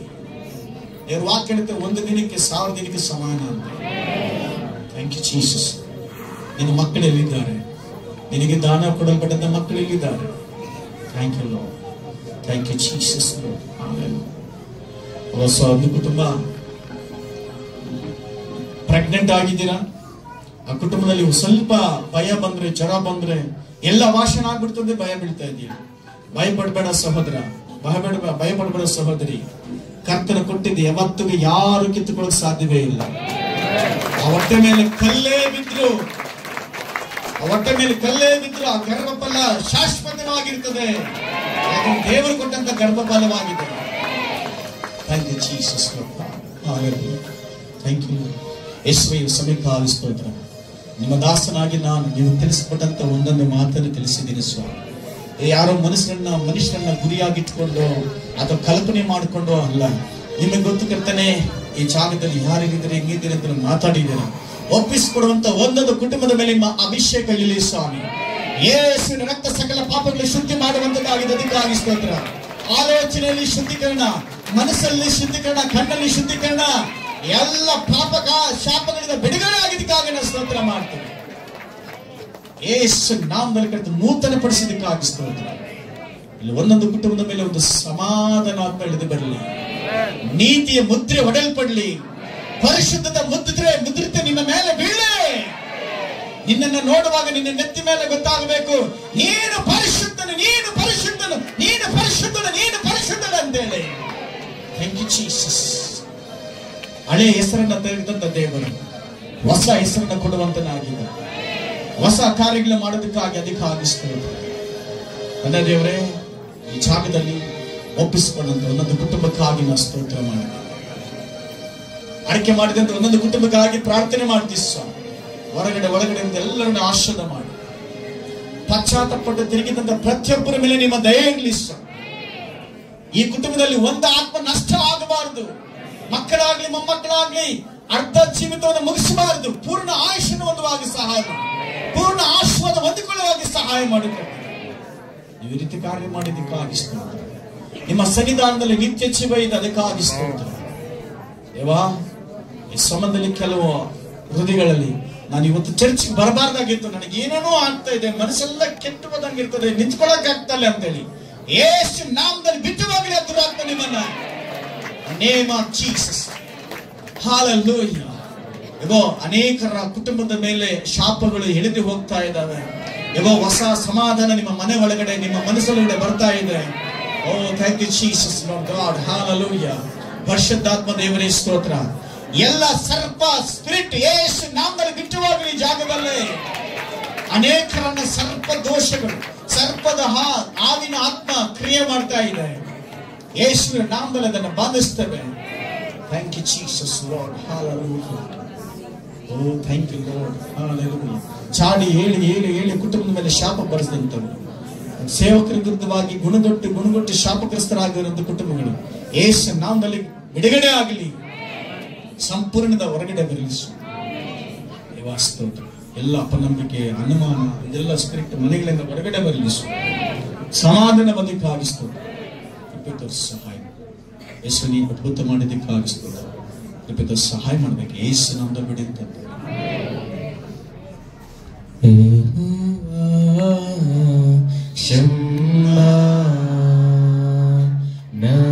ನಮ್ಮೊಂದಿಗೆ ಇರುವವನೇ ಯೆಹೋವಾ ಶಮ್ಮ. ನಮ್ಮೊಂದಿಗೆ ಇರುವವನೇ ಯೆಹೋವಾ ಶಮ್ಮ. ಯೆಹೋವಾ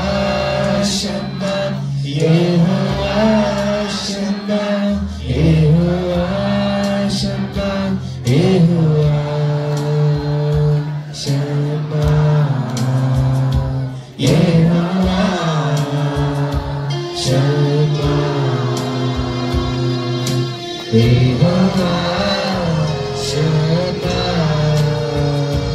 ನಮ್ಮೊಂದಿಗೆ ಇರುವವನೇ ಯೆಹೋವಾ ಶಮ್ಮಾ ನಮ್ಮೊಂದಿಗೆ ಇರುವವನೇ ನಿನ್ನಲ್ಲಿ ವಾಸಿಸಲು ನಾವಿವತ್ತು ಜೀವಿಸುವೆ ನಿನ್ನಲ್ಲಿ ವಾಸಿಸಲು ನಾವಿವತ್ತು ಜೀವಿಸುವೆ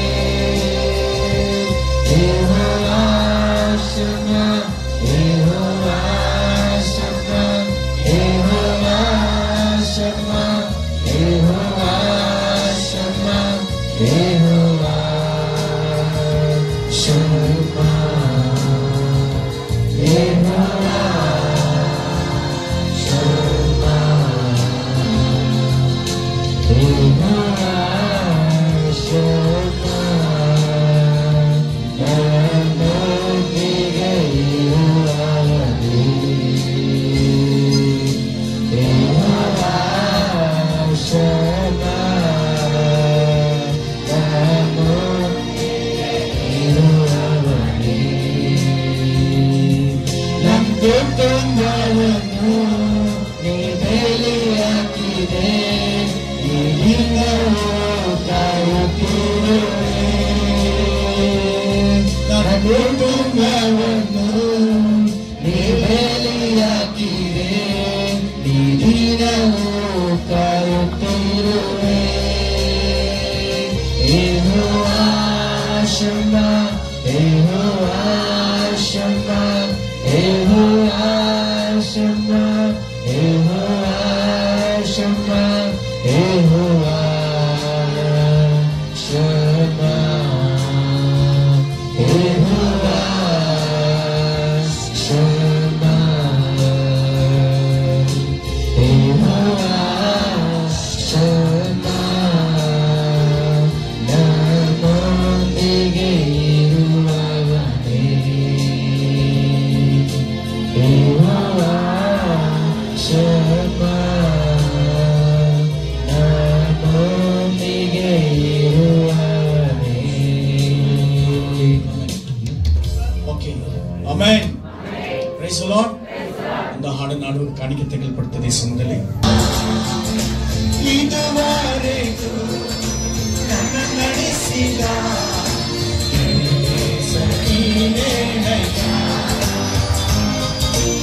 ಆಶ್ರಯವು ನೀನೇ ಸಯ್ಯ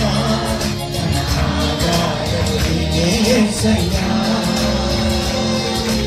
ಆಶ್ರಯವು ನೀನೇ ಸಯ್ಯ ನೀನೇ ಸಯ್ಯ ಆರಾಧನೆ ಆರಾಧನೆ ಆರಾಧನೆ ಆರಾಧನೆ ಆರಾಧನೆ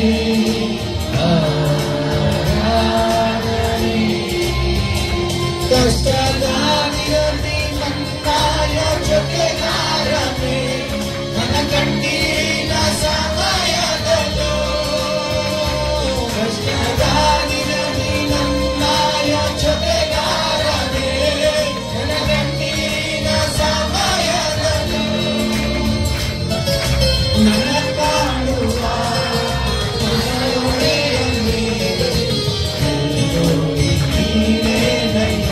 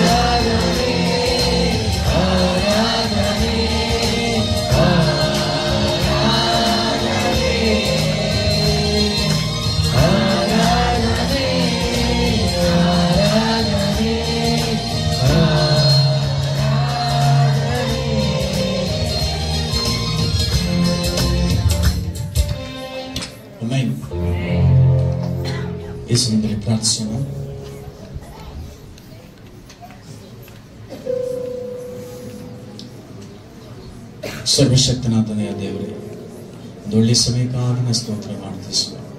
ವಿಶೇಷವಾಗಿ ಕರ್ತನೆ, ಇಲ್ಲಿವರೆಗೂ ನೀವು ಮಾಡಿದ ಎಲ್ಲ ಉಪಕಾರಗಳಿಗಾಗಿ ಸ್ತೋತ್ರ. ಆರಾಧನೆ ನಡೆಸಿದಂತಹ ಆರಾಧನೆ ಮಕ್ಕಳಿಗಾಗಿ ನಾವು ಸ್ತೋತ್ರ. ಆರಾಧನೆ ಸಮಯಕ್ಕೆ ಬಂದಂತ ಎಲ್ಲ ಕುಟುಂಬಗಳನ್ನು ನೀವು ಆಶೀರ್ವಾದ ಮಾಡಿ ಸ್ವಾಮಿ. ಪ್ರತಿಯೊಬ್ಬರು ಸರಿಯಾದ ಸಮಯಕ್ಕೆ ಬಂದು ಆರಾಧಿಸೋದಕ್ಕೆ ಸಹಾಯ ಮಾಡಿದ್ದಾರೆ. ಅಷ್ಟು ಮಾತ್ರವಲ್ಲದೆ ಕರ್ತನೆ, ಈ ಸಮಯದಲ್ಲಿ ಕೊಟ್ಟಂತ ಸಾಕ್ಷಿಗಳಿಗಾಗಿ ಸ್ತೋತ್ರ, ಸ್ಪೆಷಲ್ ಸಾಂಗ್ಗಾಗಿ ಸ್ತೋತ್ರ, ವಿಶೇಷವಾದ ವಾಕ್ಯ ಭಾಗಕ್ಕಾಗಿ ನಾವು ಸ್ತೋತ್ರ ಮಾಡ್ತೀವಿ ಸ್ವಾಮಿ. ಕರ್ತನೆ, ಈ ಒಂದು ಸಮಯದಲ್ಲಿ ಕರ್ತನೆ ನೀವು ಆಶೀರ್ವಾದ ಮಾಡಿ ಹೊಸದಾಗಿ ಬಂದಂತ ಪ್ರತಿಯೊಬ್ಬರನ್ನು ಆಶ್ವಸ್ತಿ.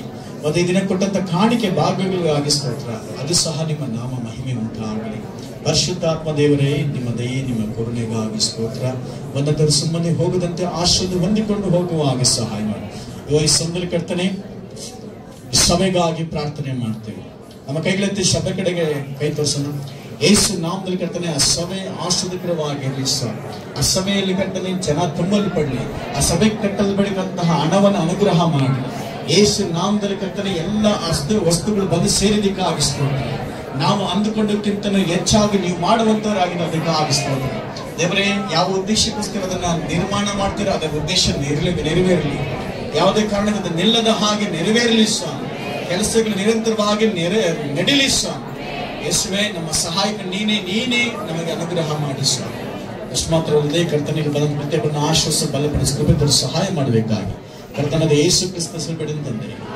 ನನ್ನ ಮನೆಗೆ ಹೊಂದಿಕೊಂಡಾಡು, ನನ್ನ ಮನೆಗೆ ಹೊಂದಿಕೊಂಡಾಡು ಆತ ಮಾಡಬೇಕು.